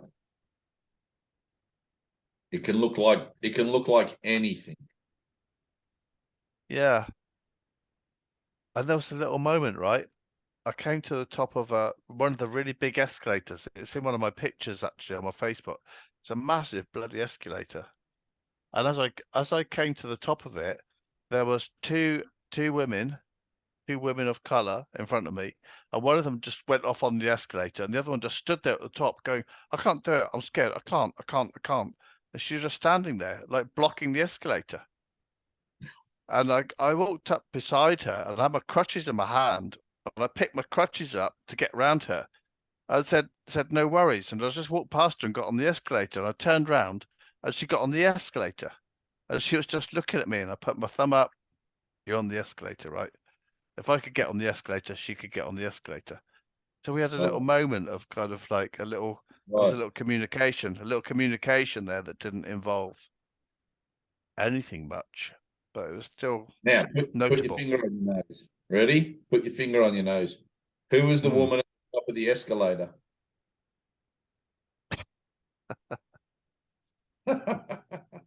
Yeah.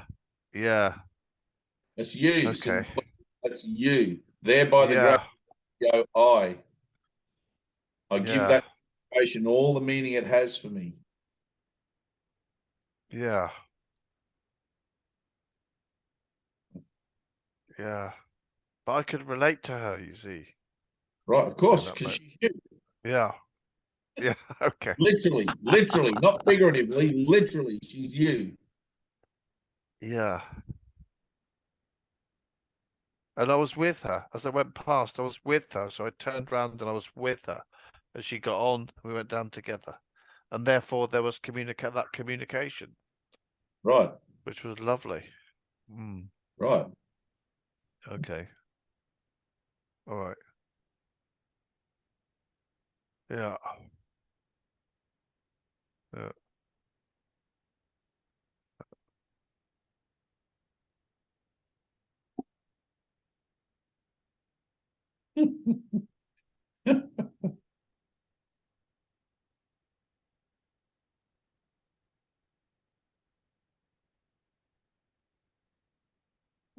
So easy. Yep, it's so easy. Living in the Spirit is simple and easy, and it just flows. Everything just flows. You start to experience things, life, connection. A lot of people, it's like putting my finger on my nose here, but a lot of people use the Course. This is I did initially for the first 2 or 3 years when I was reading it, use the Course as a way of transcending the world. Oh, there is no world. So you kind of like walk around not connecting with the world, not connecting with people, situations, and things, because it seems to suddenly be meaningless and pointless.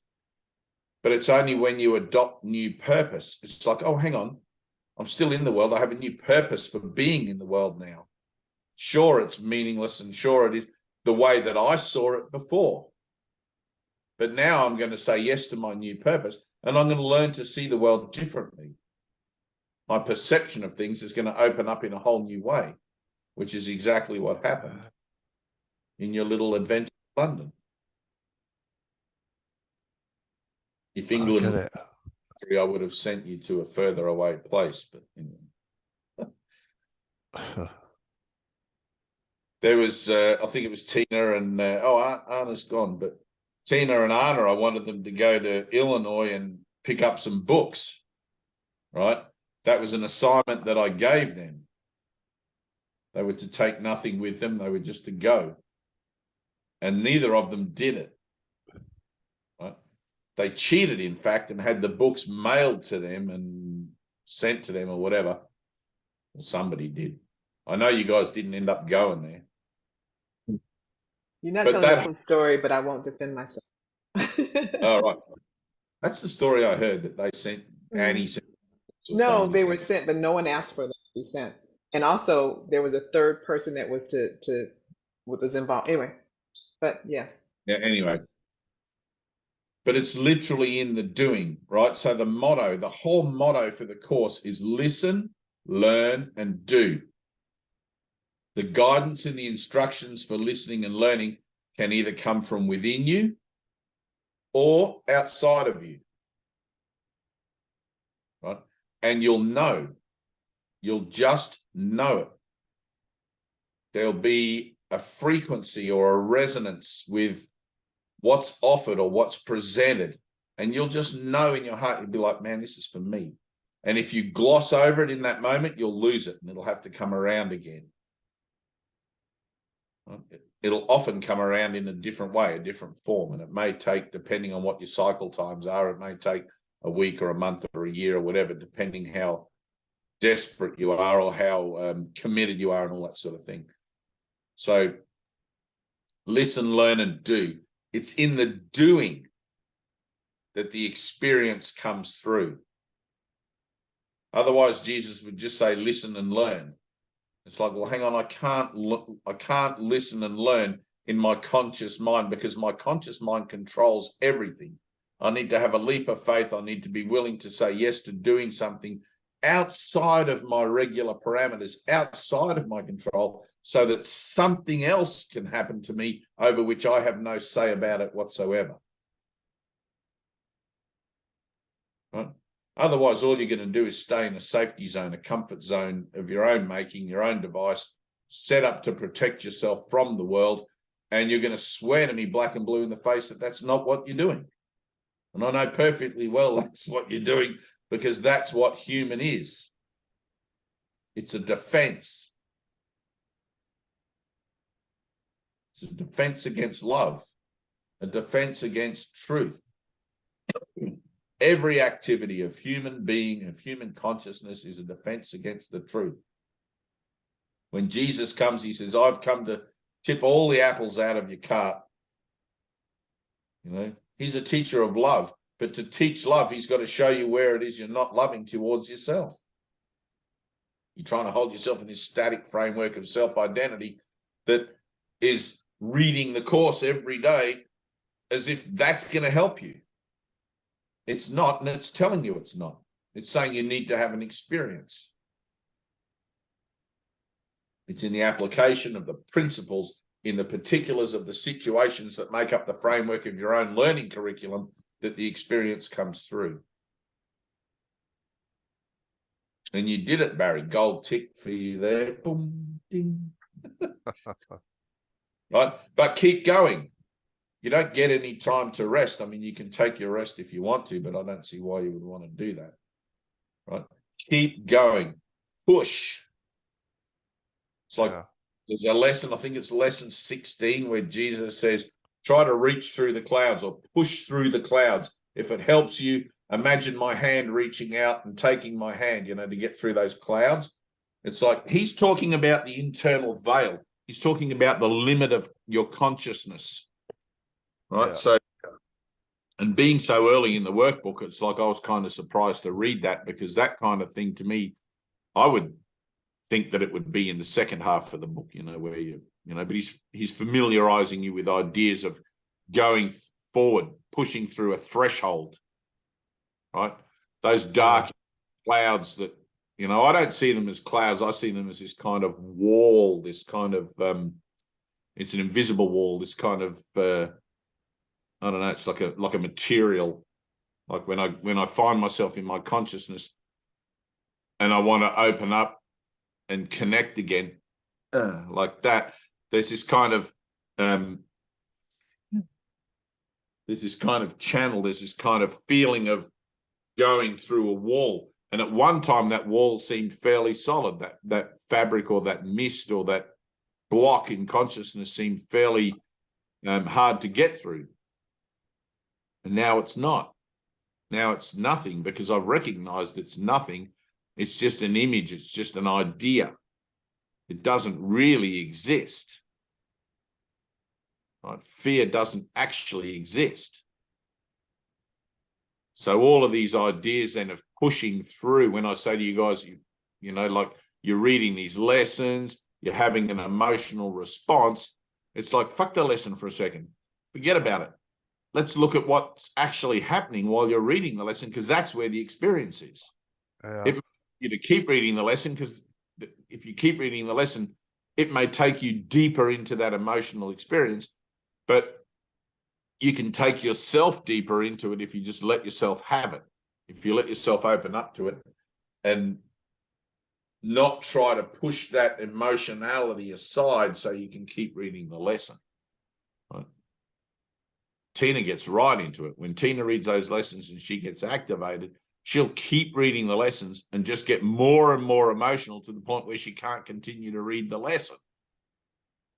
Right? At that point, it's like, well, let me do the work here. All this emotionality, let my heart open in prayer for the healing of my mind about whatever this energy is coming up, and just have the release of it. But it takes a minute. Usually you'll run away, run away, run away. I don't want to face this. I don't want to look at it. And that's where you're at, Barry. Right? And you may not even recognize you're at that place. You may not even realize that's the action of mind that you're employing to keep yourself separate from love. But that is actually what is going on, because that's what's going on in all of us. We use our little... I definitely don't know that, if you know what I mean. Right, I know. But I don't know that you don't know that fuck you up. Yeah. I think what's happened to me this week, and you said, you know, put it in it's all in the past, I know, but you know, I think it was, I'm sure you said, you know, embrace those difficulties, challenges as learning. Like thank you, because here's something I can learn from. And that's been like a place for me to be in, along with the don't adjust. So not adjusting and just what am I learning? What is here? And just like letting it be, not adjusting, and letting it be as a learning place. That's what's kind of made a change, without a doubt. Now employ that action of mind with the lessons. When you're reading those lessons and you get emotionally triggered, Yeah. right? Go to the same place. What's here for me? What is this signifying? All these emotions. I mean, Yeah. I'm just reading words on a page. Why do I get so emotional about it? Yeah. I've given it all the meaning it has for me, but somewhere you know the meaning that you've given it.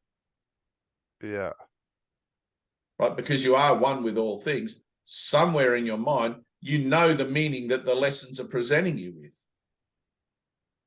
You can't remember it. You can't remember it off the tip of your tongue, you know, like it's there somewhere, but you can't get in touch with it because you've denied it.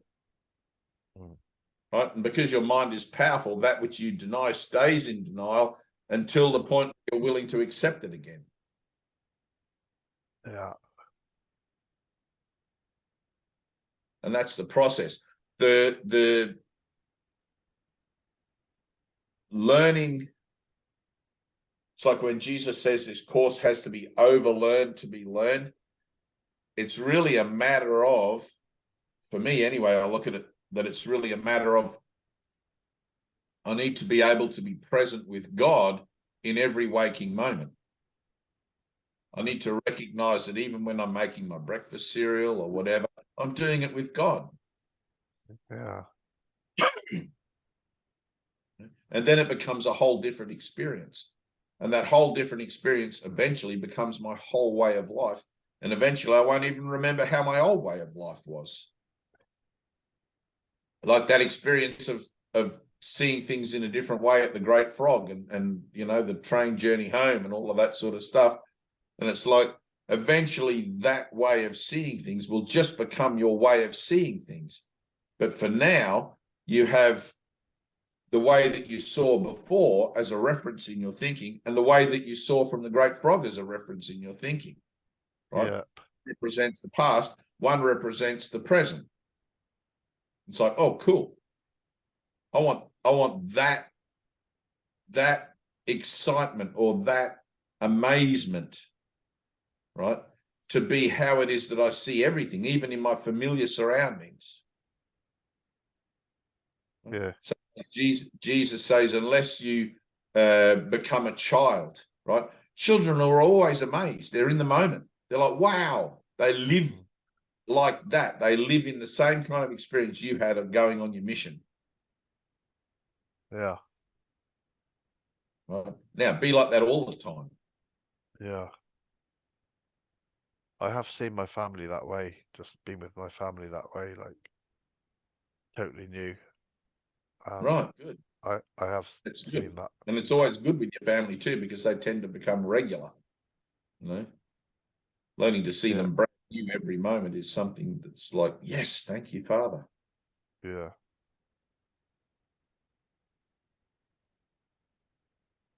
It's very vibrant.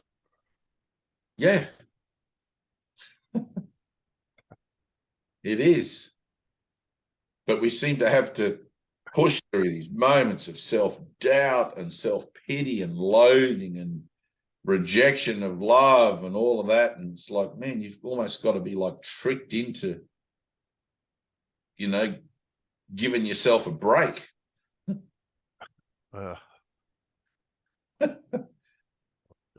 It's not really a trick. I mean, you're kind of asking for it. You're sitting here in these Zoom meetings saying, I want this. At least that's what I'm picking up on. I want this. I want what this is about to be prevalent and occurring and living and alive in my life. All of a sudden, I send you on a mission and you get something else happens and you're like, wow. Or I hope you went, wow. You know, like, wow. Yes, wow, and thank you. That's the only 3 words you need in life. Yes, wow, and thank you. If you find yourself ever in a situation where you can't respond with any of those 3 words, then you need help, a 4th word. Help me, Father. Because there is nothing ever presented in your journey that's put in front of you that is not by the grace of God, regardless of what you want to think about it. Yes, well, thank you. Help. You could have sat there and said, oh, Dave's just making shit up. And yeah, I'm just making shit up. How do I know where I get these ideas from? How do I know where all this information comes from and this connection that I have with the universe? What the hell's it all about? I'm just as in the dark about that as you. But I've learned to say yes to it. I've learned to just zip my lip, say yes, wow, and thank you, and just trust that even if I don't know what's going on here, that there's one greater than me that knows what's going on here. And I'll find out that when I'm willing to take that leap of faith and make a step.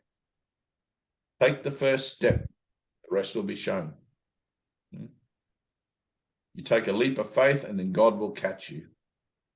And it's all about taking those leaps of faith and being caught in however that looks, because you need those witnesses to truth in you. You need those witnesses to the fact that there actually is a better way, a different way to see yourself, the world, and everything, which will lead you to your enlightenment. Yeah, those witnesses. And you saw that. So. Yeah.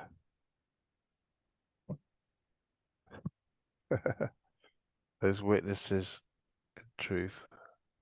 Right, exactly. And you're learning to see it now, Barry. You can't sit there next week and tell me you don't know what I'm talking about. No. Right.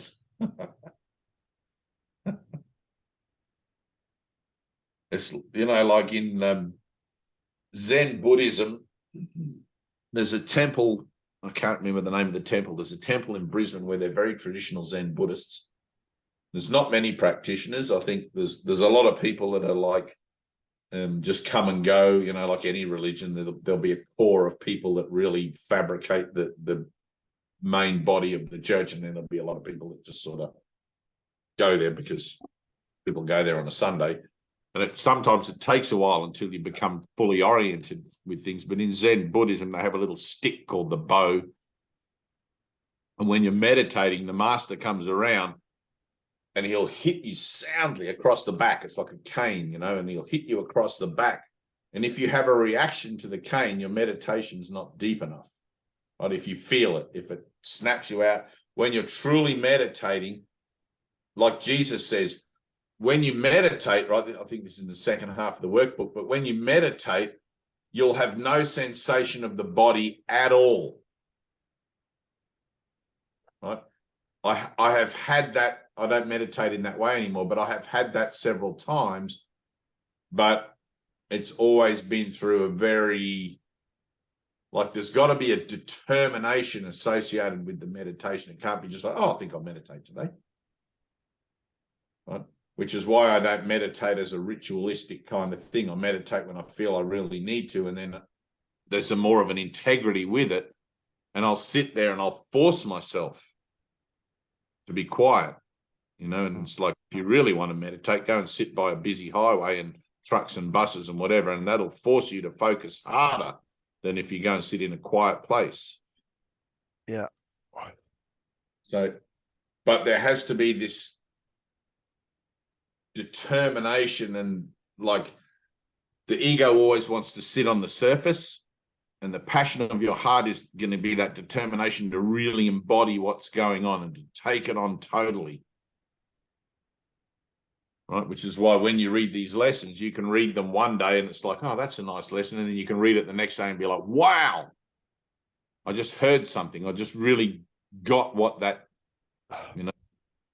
Angela was saying that the other day about the lessons, talking to Angela. Right. It's like, yeah, exactly that. Yeah. Yeah. All good.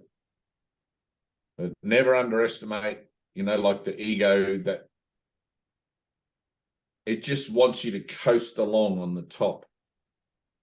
Talk to Jesus, just lip service, blah, blah, blah, blah. You know? But it's when we put ourselves really into active mode that we become empowered, we become present. All of these things. Our purpose absorbs and emanates from us, and all of this stuff.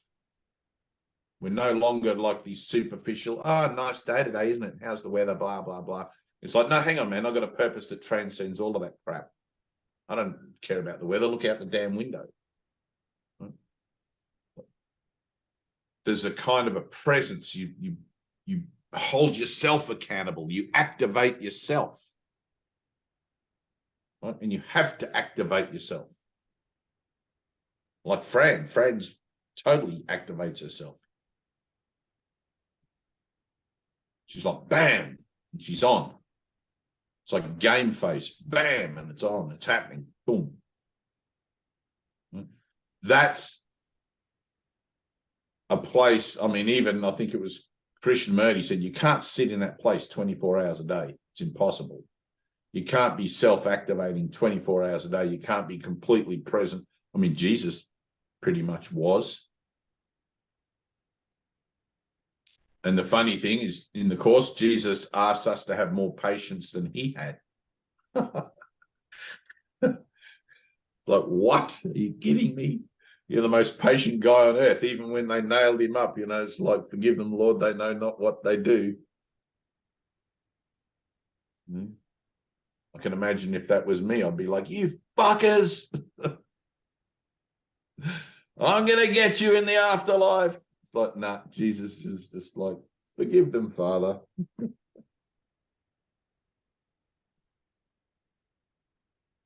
But it sets a bar, you know. It's like if Jesus appears to you and he goes, I need you to have more patience than I had, Barry. It's like, holy shit, that's some kind of bar to set.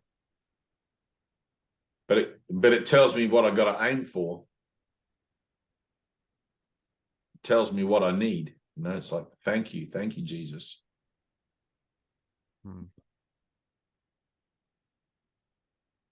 It may seem impossible, but I'm entitled to miracles. Even down to the slightest little sigh of discontent. That purification process, I'm not even allowed to sigh. I'm not even allowed to, God. How many of those a day do I have? Oh, not this again. It's like, oh, bugger. No, not even that. Not even a bugger. In that sense, Dave, can I ask a little question? Yeah. Is the ego kind of like the enemy in that? Or is the ego... You would have to make it real to be an enemy. You would have to give it a value, you know. But Jesus says in the Course, the ego is not your friend. It wants you dead. Make no uncertain decisions about that, right? But your ego is a part of your mind, let's say, that has become comfortable with the idea of death. It loves the idea of being validated as being separate from God, even though it's not really real. It's completely insane. It's completely preposterous and has no credibility to it at all. But the insane can believe anything they want. To them, it's real. Right? So when I talk about the ego, I'm not really talking about it as being separate from me as something else. I'm completely nuts. Right? But in my own association, I've recognized my insanity. I've recognized the insanity of my position, the paradox of how I find myself, and I've accepted it. Right? In the acceptance of my sanity, there is my sanity. Right? Only a crazy person doesn't know they're insane, doesn't know they're crazy. As soon as you realize you're crazy, you cease to be crazy, because you would have to be able to see yourself from a different position other than from within your craziness. Right? Which means the only other position that you could see yourself in that's not in your craziness is not crazy. It's like, holy shit, I just see that I'm completely crazy here, completely insane. I have no clue what's going on, where I am, what I'm doing. I'm making it all up as I go along. Why would I continue to do that once I see it? I'm just going to stop. I'm going to listen, learn, and do, and I'm going to follow a guide, and I'm going to follow the voice that is not of my own making, and I'm going to say yes, wow, and thank you to whatever's put in front of me, knowing that if there is only the will of God, it must be by the will of God that whatever is put in front of me appears. And it must be for my only good, because God is only love, which includes me, because God is everything. Right? Don't try to work out the ego. That's what ego is. Right? Simply accept it for what it is. It's suspicious, vicious, cunning, and baffling, and you cannot beat it because you're trying to beat something that doesn't exist. You can't fight with your ego. You can just choose not to listen to it. Right? It's like an old recording. You know, when you put on in the old days, a record, and it'll go back to the start, and the needle will start again, and it'll play over and over and over. That's the ego. It's like, hang on a minute, I know this already. I know this story. I know this music. I know what it's singing about. It's shit. I've heard this so many times. I've done this same experience of life day after day after day. Again, I want something else.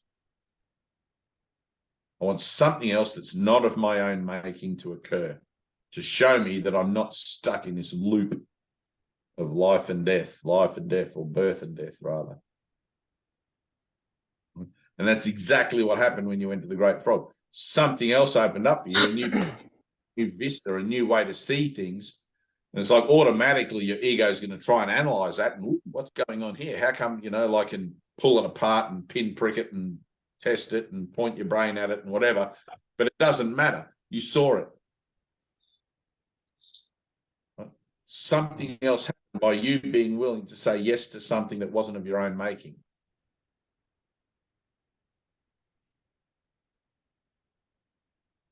Yeah. Thank you. Can I ask something about that? Yeah. I think you answered it, but it's a little, and again, I don't want to study the ego either. You kind of have to in a certain sense. Yeah. Right? You've got to That's understand what it is that you're doing in your own mind so you can make a decision not to do that. That's what I was thinking, like the attack that was, that I perceived, that being outside of myself. I was leaving the message. I was like, well, it's my own stuff. So it's my own denial that's coming up. It's not. And then there's this part of me that goes, it makes it seem like there's something outside of me that's just trying to prevent me from opening up to truth or being vigilant for truth. It feels like it's something outside, but it's my own stuff. So it's my own denial. So it's not any separation. There's not an entity that goes, oh, she's on the right track. Let me stop her. It's me going, oh, is it? Or is it? Or does it matter? It can only be because you're still looking for validation outside of yourself. And when you don't get that validation, it seems to be that the world's presenting you with that you're doing it wrong. The world is the idea of the validation of a false belief. Yes, and I'm insisting. Yeah. Right. I'm insisting. Right. So just don't do that. Yeah, and just to be totally defenseless. And you were saying something about that, exactly. Totally defenseless. I feel like there's subtle ways that I say I'm being defenseless, but not really, because there's still this protection. You can't be defenseless, right? You can't just be totally defenseless. You have to choose to be totally defenseless. Right? There's a difference. You can't be defenseless because you don't even know what that is really. You'll make up ideas about what defenseless is. Okay. Okay. Defenseless to me is I don't react, I don't say nothing. And that may be part and parcel of it. But when I choose to be totally defenseless, I'm choosing to trust God. Okay. Right? So that idea of choose again, it's conscious. No. Okay. That's helpful. All right. Yeah. Everything is about choice because choice is the only power that you have available to you in this world. I either choose to see with love or choose to see through the eyes of fear. But I have to choose. I have to choose. And the Course is curriculum in learning to make choices, to make better choices. It's easy to get caught up in spiritual rhetoric and just say, "Oh, I'm going to be defenseless. I am defenseless," and it's like, look out, because you'll see how not defenseless you actually are. Well, that's what I want to say. Like that, you can't. It's like that lesson of in my defenseless. It's like I can't plan ahead. I can't. It's like in the moment. It's like in the moment. It's in the moment. That's it. It's and even in now, the moment. and even now, like I can't even. Even And now. my mind wants to loop around and go and look at what happened and then judge that. And it's like in the moment, in the moment, in the moment, in the moment, in the moment. Forget about the past. Yeah. You know, and the you'll have it. choices. Like let's look at Barry's situation for a second, right? So Barry said yes to something and had an experience of seeing things differently, right? Which is pertinent and prevalent to him in his own transformative process. But that's done now. In his mind, something occurred that was outside of his regular framework. That's all that needs to happen. It's not how it occurred. It's not where he was, who the people were, what he said, none of that stuff. That's just the fabric.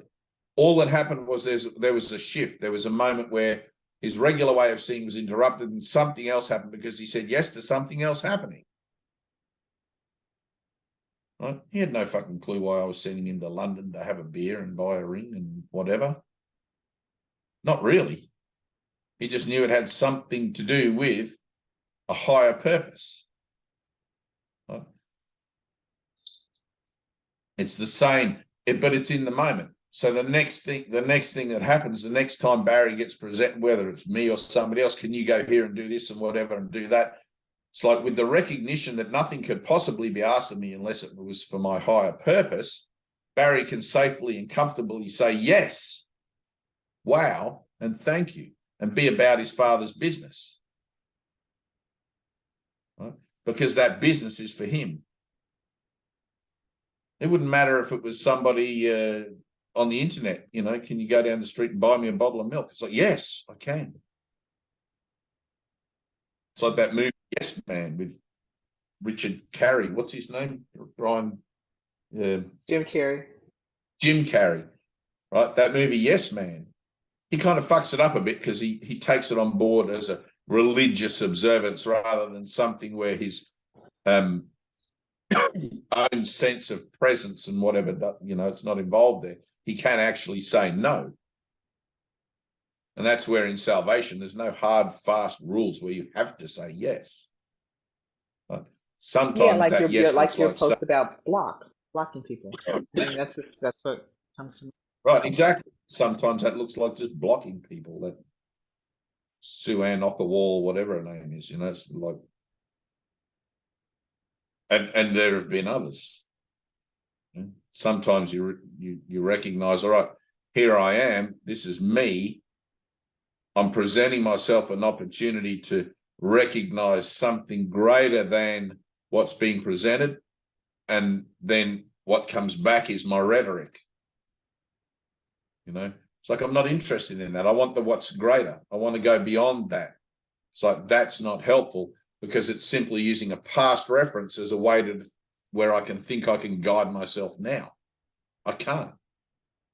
I've got to be brand new in this moment. I can't walk the world defenselessly. I have to choose for it now to be defenseless. Otherwise, what am I doing? I'm using my past references of being defenseless as a way to think that this is how I should be now. It's like, no, I'm going to choose to be defenseless now. I don't know what that looks like, what that means, you know, but I'll know about it when the situation where it seems to apply comes up. Perfect. Right, exactly. Yeah. Until then, be at peace. Yeah. Just be at peace, you know, be at peace and share your love and everything.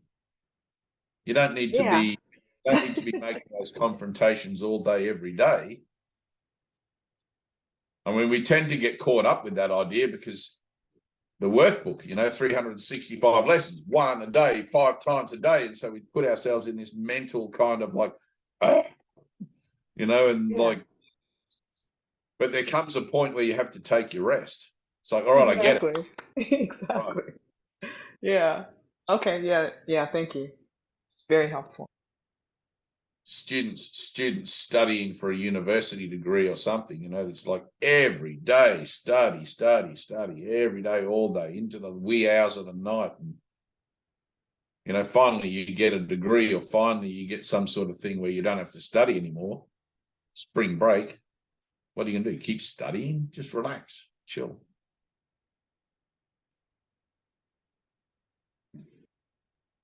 But each one of you, every one of us has to work that out for ourselves. It's like, it's our own journey. It's not like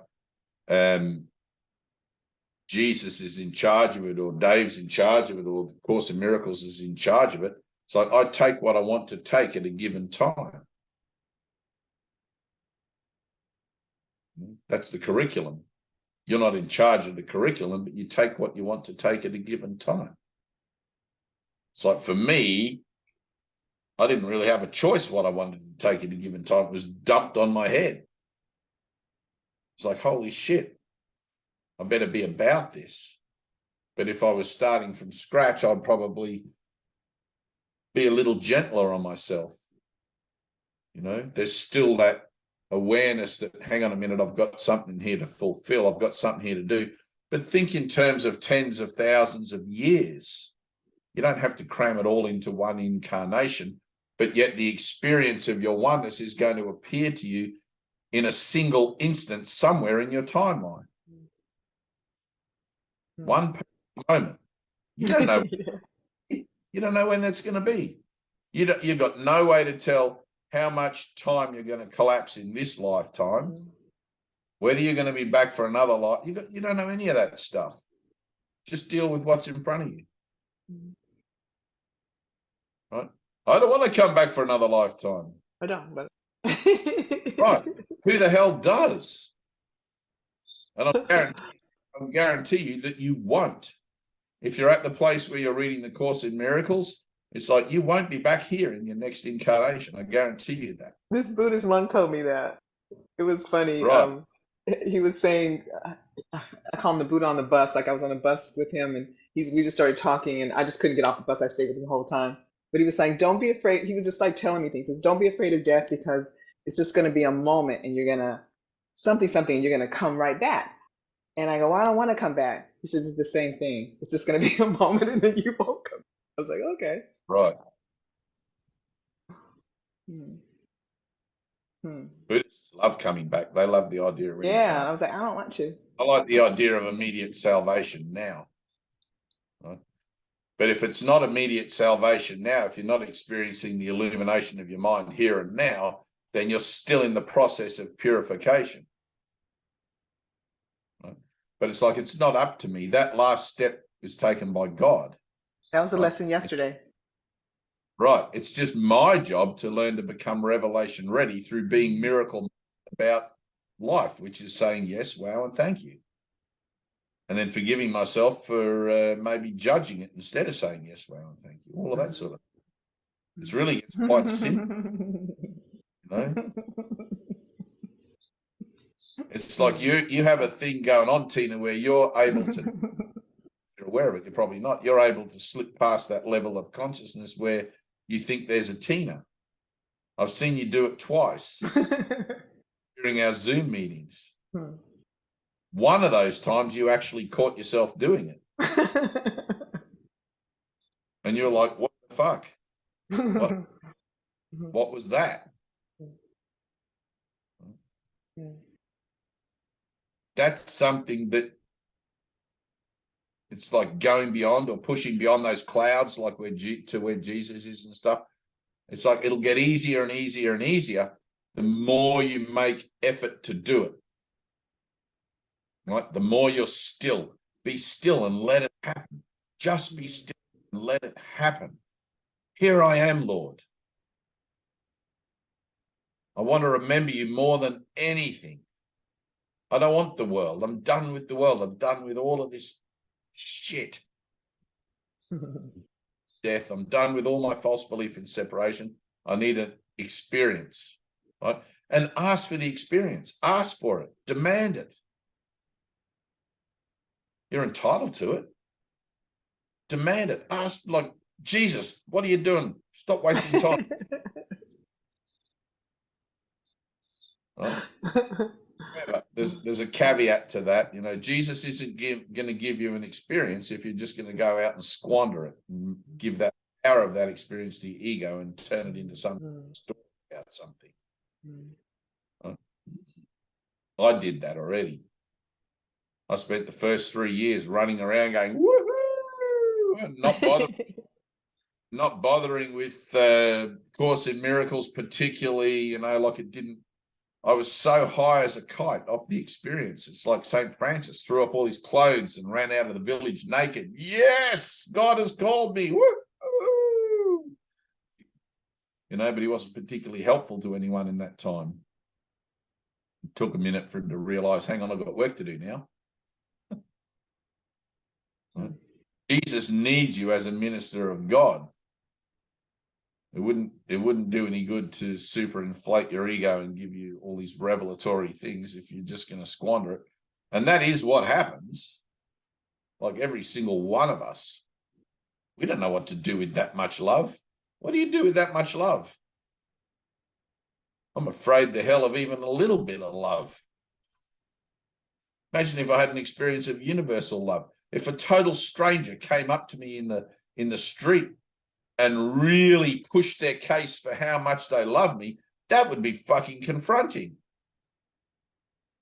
I feel like I need to tell them to get away from me, you crazy person. Or, you know, like if they were just so persistent that I understood how much they loved me. You know? There's a moment where, hang on, what's going on here? This is not normal. Maybe in our circles now, maybe it's becoming more normal and more, it's not that it's going to happen or anything, but you know what I mean? It's like we would be less resistant of it. And then do I call the person crazy or do I call them my savior? It's like, wow, thank you. I may not relate to what you're saying on the same level that you're saying it from, but man, thank you. Because it's pushing every damn button I got. And that's what I want. Because if it was up to me, I'd just keep myself safe and closed in my little comfort zone. I wouldn't let anyone push any buttons I got. Literally letting those buttons be pushed is how I find my blocks. Oh, shit, I have a block. Okay. With a bing, finger on my nose. Yeah. Getting pushed all day long. Yeah, good. Good. Don't forget to take your rest. Yes. I'm grateful to hear that. Sometimes, you know, go back to Jesus and let him do the heavy lifting. I took my rest last week with Greg, I gotta say, because I was like, right, good. Comes up again. I was so grateful that you told me to share with Bernadette, because I would not have gone, because I was like, so much is coming up. I gotta be in my circle. I gotta be on my knees. I can't move. Again, every Sunday, I'm like, I want to go be with him because he's like just him, like not him. The light that comes through him is so powerful. I just have to be there, and I know I'm healed. And I was like, every week, I'm like, I need to go. Right. I need to go. And I'm like, no, I got to be in my circle. I gotta let this come up. I can't. I know that this is going to be power. And I went, and it's like, as soon as I saw his face, it was like my heart just cracks open. And we met afterwards. He's a beautiful teacher. He always teaches from the heart. Like when he teaches, I hear him, you know, like it's just an incredible. Oh God. It was like the ego had really like got me messed up. And I'm grateful, like I said, because if you hadn't said that, and it's all orchestrated, then I would not have gone. I would have done it again, like just suffered again. That's why I found I don't realize anything. I don't know. You have to take your rest. You have to do that. It's like in these Zoom meetings, in these lessons and everything, it's hardcore. It's so hardcore. Right? It's hardcore. And sometimes you just want, look, Fran, she's like, nah, whatever. I know. She's amazing. 1,000 lifetimes. Sometimes you just want someone to tell you all the nice stuff and connect with you on that level where it's all heart. It's all just soft. And it's all just like, I can relax. I need to do nothing. Yeah. Right? But then learning to need do nothing means that I don't interfere. How do I stop fucking interfering? It's all I ever do. But you know what? It was also a witness to this, the goodness of God, like so good, because Yeah. even what he said, like it was like so orchestrated. I don't even take that for granted, because you said it, and I wouldn't have done it had you not said that. And it was like that just felt like Jesus is like, she's not getting it. Help her. And then the what Greg was talking about was exactly what has been going on with me. And he said to me afterwards, he says, "This meeting was for you." And it was like, Yeah. oh my God, it was just so beautiful. But that wasn't Greg. That was like Jesus, just God. And then Right, that's the other exactly. thing. All of those little Jesus symbols. Whenever I kind of ask, it's like there's something will come in, like someone's name will be Jesus, or it's just so beautiful. Like this constant reminder, like I love you. I love you. I know this is hard. And that's just, I mean, maybe I'm making stuff up, but that's Yeah. how I get through the fucking day. We all are You making know? it up. Yeah, exactly. We're making But it all but fucking up. that's Yeah. beautiful. That just feels so Right. beautiful I to know. just know. Hey, Like, next time you see one of his links for one of his meetings, just can you send it to my thing? I might join in one of his meetings. yeah, He was okay. he was an incredible teacher for me. Like many years ago, I'd love to go and say hi, but I remember sitting with Ted for like 6 years, every day for 6 years, all day, every day for 6 years. I sat with Ted, and for Ted, I had to strain to hear things because his frequency and my frequency, he had this blusterous kind of what would you call it? American, like, yeah, just kind of way about him. And you know, and I didn't gel with that because I was like hippie man. I was all like, hey man, peace and love, just vibe out and whatever. And Ted was like da da da da da da da da, you know. But he was still teaching exactly the same message. And then one day Greg came from Wisconsin, and I think he did like 2 classes or 3 classes. He was there for like a week or 2 weeks or something. And I walked in on one of his classes. Ted had gone somewhere for a bit, and I walked in on one of his classes, and I'm like, oh, cool, new teacher, you know. And like there was often visiting people. We had Colin Tipping and a few other guys that are quite sort of like, woo. I must go. Huh? Oh, you got to go? All right. Peace and love, Fran.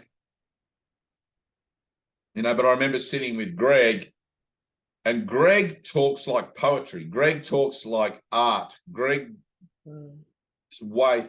And there was another guy that I met. He wasn't a teacher of the course. He was just this Italian guy. His name was Marco. And there was about 30 of us, maybe 40 of us that went one day.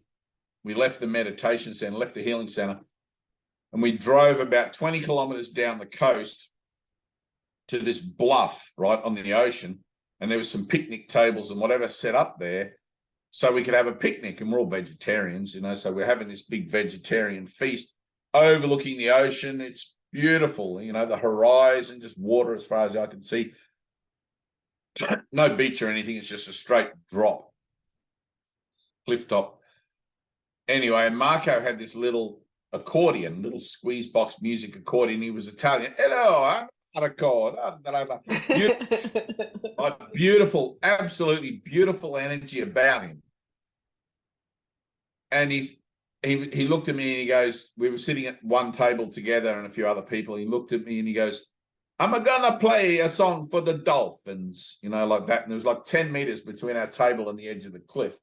And I looked out over the water. I couldn't see a dolphin everywhere, like anywhere. Like there was no dolphins, literally no dolphins.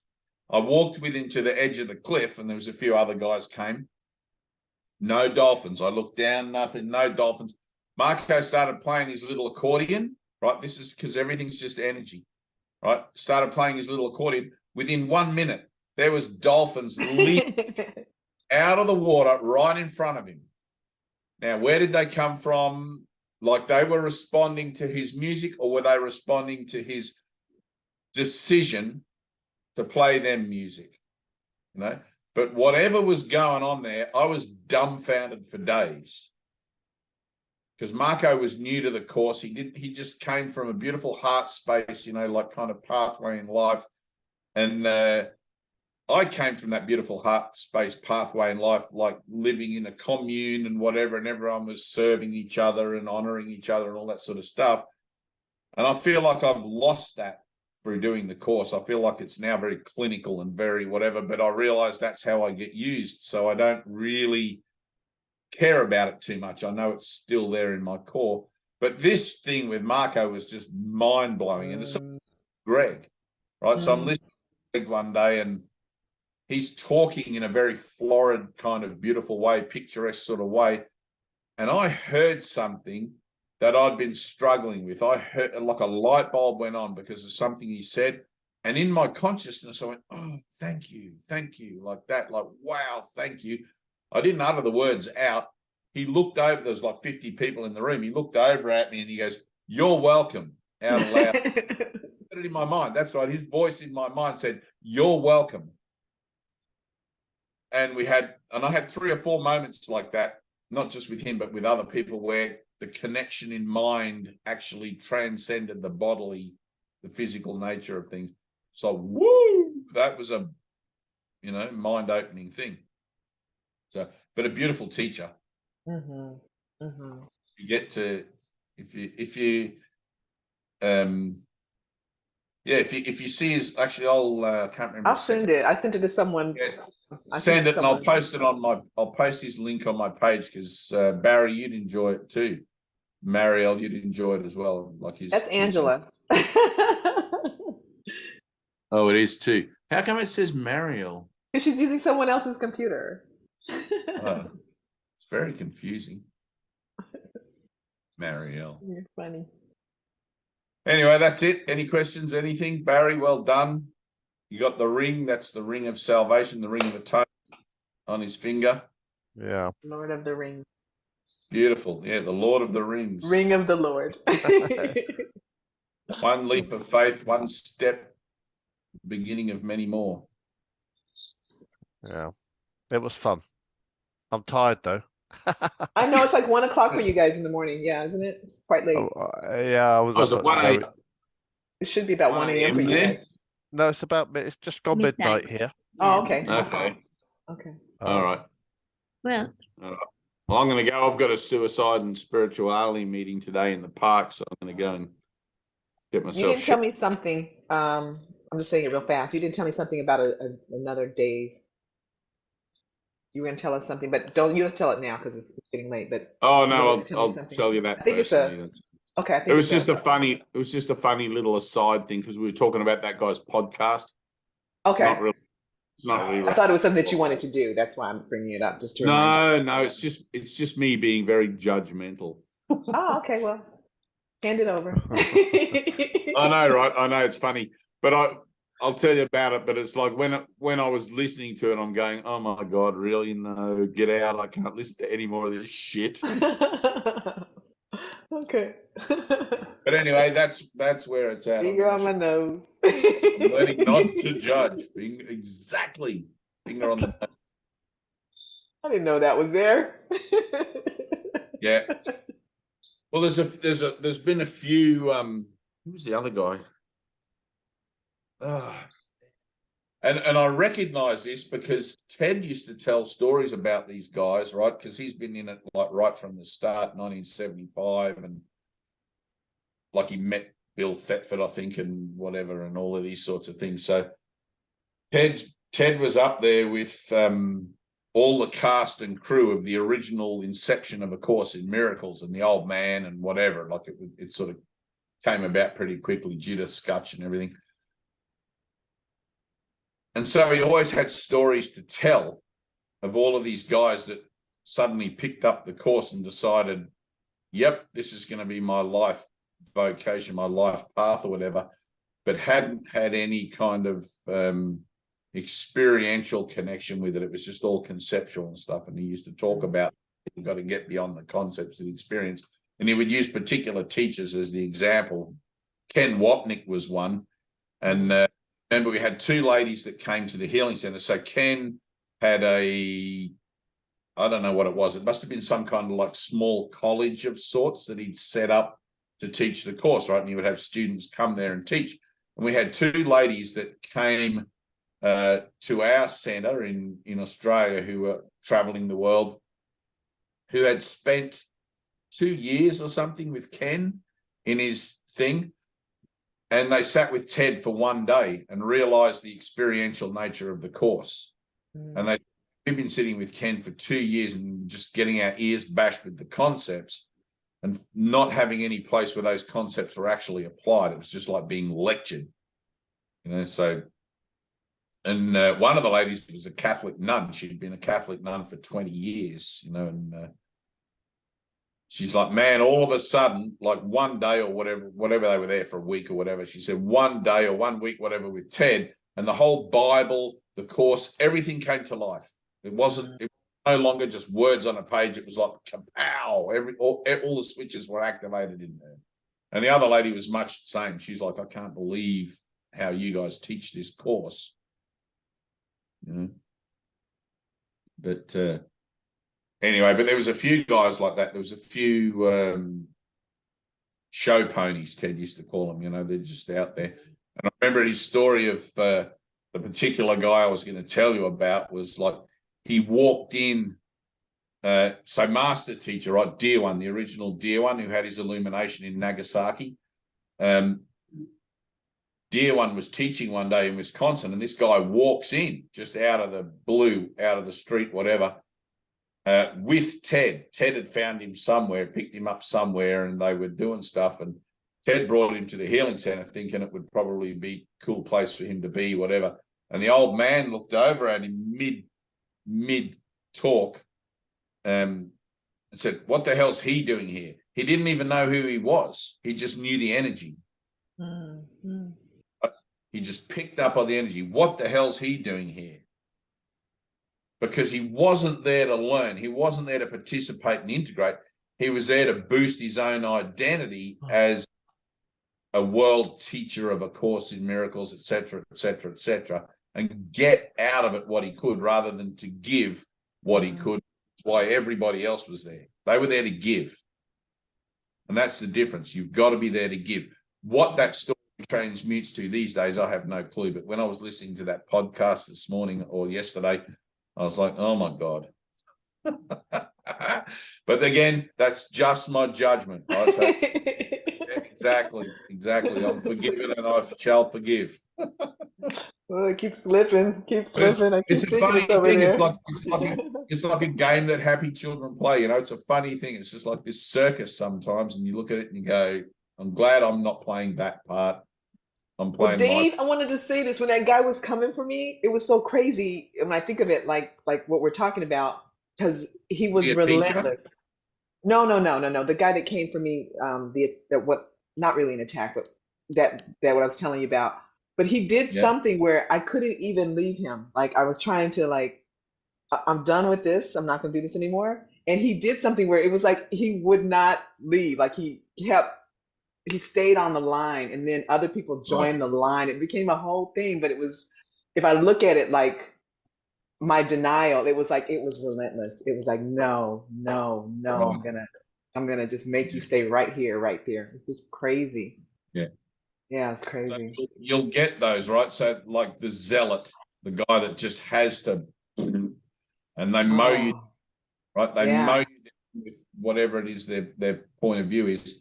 I had a guy who was a Buddhist, beautiful guy. I loved him dearly, like incredible. I think his name on Facebook is Raw or something like that. He's kind of like a presence there. Huge Buddhist orientation. I have a Buddhist orientation. It's not massive. I've been to Buddhist temples and sat with novice monks and abbots and whatever and things like that and figured it all out. But I realized it wasn't for me, and I saw the shortcomings of Buddhism, right? Versus, because it's curtailed by the religiosity of it. And we had this thing, and he would not stop. He just kept coming back. And I saw in the interaction that me being me was provoking him to presenting whatever that was. And so I made a decision, I'm just going to keep provoking him. And it got to the point where he started to present an idea of being angry, right? and whatever. And I'm like, yes, this is good stuff. We're finally, some shit's happening, you know. And it came out where, right, and so Buddhism, perfect, peaceful Buddhism, peaceful, lovely, hurt nobody, kindness to all living beings, Buddhism. This guy had been a Buddhist practitioner for 25 years, 30 years, whatever it was. Finally, it got to the point where his declaration to me was, dude, I know martial arts. I can find you anywhere in the world and come and kill you. And I stopped right there. I stopped. I never said anything like that to him. I stopped right there and I just wrote the word checkmate, right? And I knew he would get it. And I didn't hear from him for about a week. And then he was off social media for like a week or 2 weeks or something. And then finally he came back on and he sent me this beautiful thing going, dude, you really pulled the rug from under my feet and showed me something, and I'm grateful and whatever. So just remember that in your purpose, right, with that guy railing on you and whatever, in your purpose, God goes with you everywhere you go. He can rail on you, but is he going to rail on God? Yeah. What can he say? Where can he go with unconditional love? Well, that's when I was thinking that when you said that you provoked him or whatever, I felt like I did that a little bit, and that's why I asked the question. I didn't realize I was provoking him at first. I didn't realize. I thought we were having a conversation. Then it started to get a little bit narky and. Well, he made me. I was like the attack was like so. Even in the world, I felt like, does this really bother people? And I just started to laugh, and my laughter. Right. Oh yeah. And I was like, oh, maybe that's not cool. You know what I mean? My mind. But anyway, whatever. Like you said, it's a choice to be defenseless. It's not, I don't know how it's going to look, but it was just a choice to be defenseless. But I was like, really? That hurts people? I mean, in my mind, like, and I started to just laugh, and really, like, he just was so pissed off. And then he made it where I couldn't get off, because I was like, okay, this is enough. I understand why, and I'm just done. And he made it where I couldn't get off the line, and then other people could start to hear what was going on. And then other people started to tell the story about it, but they didn't know it was me. And so I was tempted to be like, that was me. And I thought, why would I do that? Why would I go, yeah, I was the victim of this story. So I just totally like walked away from the whole thing and let that just kind of play out on its own. But it's helpful for when you said, because I went back and I kept going back going, that's not true defenselessness. Me laughing at him is not true defenselessness, but the choice to be defenseless, I don't know how it's going to look, and it's in the moment, and I'm just going to let it go. So anyway. Right. I think it was, I forget who it was actually. I was going to say Sigmund Freud, but one of those classic psychologists said, laughter is the bastion of the weak. It's the safehold of the weak, right? It's a weak person's response, right? Whereas reason, it's like you don't know what to do, so you laugh. It's like people laugh at things they don't understand. And it's like, well, laughter, it's like, well, obviously there's something to understand because this guy's presenting a point. He was calling me a bitch. He was calling me a bitch. Oh, right. And you did. You did. What's that? You should have took it. Yeah, I am a bitch. Yeah, and that's what I was like, like, really? That's supposed to hurt me? Like, okay. Yeah, yep. Bitch. I'm a bitch. I'm a boss. Yeah. And then, started calling me all this. It's like, okay. Right. You got to remember, though, you're different now, Tina, right? You're not like people. Right? You won't understand how much friction you cause in the world. It's like people that they'll get an irritation. They'll start to scratch and itch, and they won't even know what's going on. They just feel like they're from you. And then there's going to be other people that'll want to be like, I've got to be with this person. I don't know what the hell it is. And of course, the ego is going to be like, oh, it must be physical attraction, but it's not. It's the light, right? It's your light. It's either going to be scare people off or bring people in. It won't bring many people in, probably. It'll just bring a few that can hear this, 2 in 10,000 maybe. But it's going to, for the rest of the people that are still interested in serving the world, it's going to be scary as hell. I have people like, we went to the pub down the road here, like they serve dinner and beer and whatever there with my friend. And we were talking to some people there, and I could feel the energy, right? I wasn't saying particularly much at all, just being kind and courteous. And my friend was like, yak, yak, yak, yak, talking about just stuff because he's not a spiritual person particularly. But I could feel the energy pushing away, and people just kept getting up and leaving the table. You know, I got up and left the table, and I went outside, and they all came back. Right, and I'm looking at my finger on my nose. I'm like, of course, you know, like everything's just a reflection of my own thing. It's like, it's funny stuff, but it's like I forget that I'm different. You know, I forget that I'm not how I used to be, that something in me is vibrating on a different level. And it takes a lot to kind of, Jesus says, be a sheep in wolf's clothing, you know, but it's like, I think I do a pretty good job of that. I'm fitting in, but I have a different purpose in things. But I think sometimes, you know, like the little hind leg of the sheep might show or something. I don't really know. Well, in my own hatred too. I mean, that's my own hatred. Just Right. Well, you know, you can own that. And that's what. if it triggers you. But you got to be honest about it. It's like, this is my own peace of mind that I'm looking at here. Am I at peace, or am I trying to laugh it off? Because if I'm laughing it off as a defense or whatever deliberately, then it's triggered me. Yeah, that's what I was looking at. Right, but only you can know that. You have to decide for yourself. Myself here. It doesn't matter the way, it'll come around again. And that's what was helpful to hear. Right. All good. All right, I'm going to go. The sun's burning my face off here. Right on. Good night. My friends are probably very tired now. I got to go back to work. Yeah, Barry's what else is going to come for me? What else is going to come for me today? I just want to, Barry, don't take that off for 3 days. It doesn't leave your finger. Got it?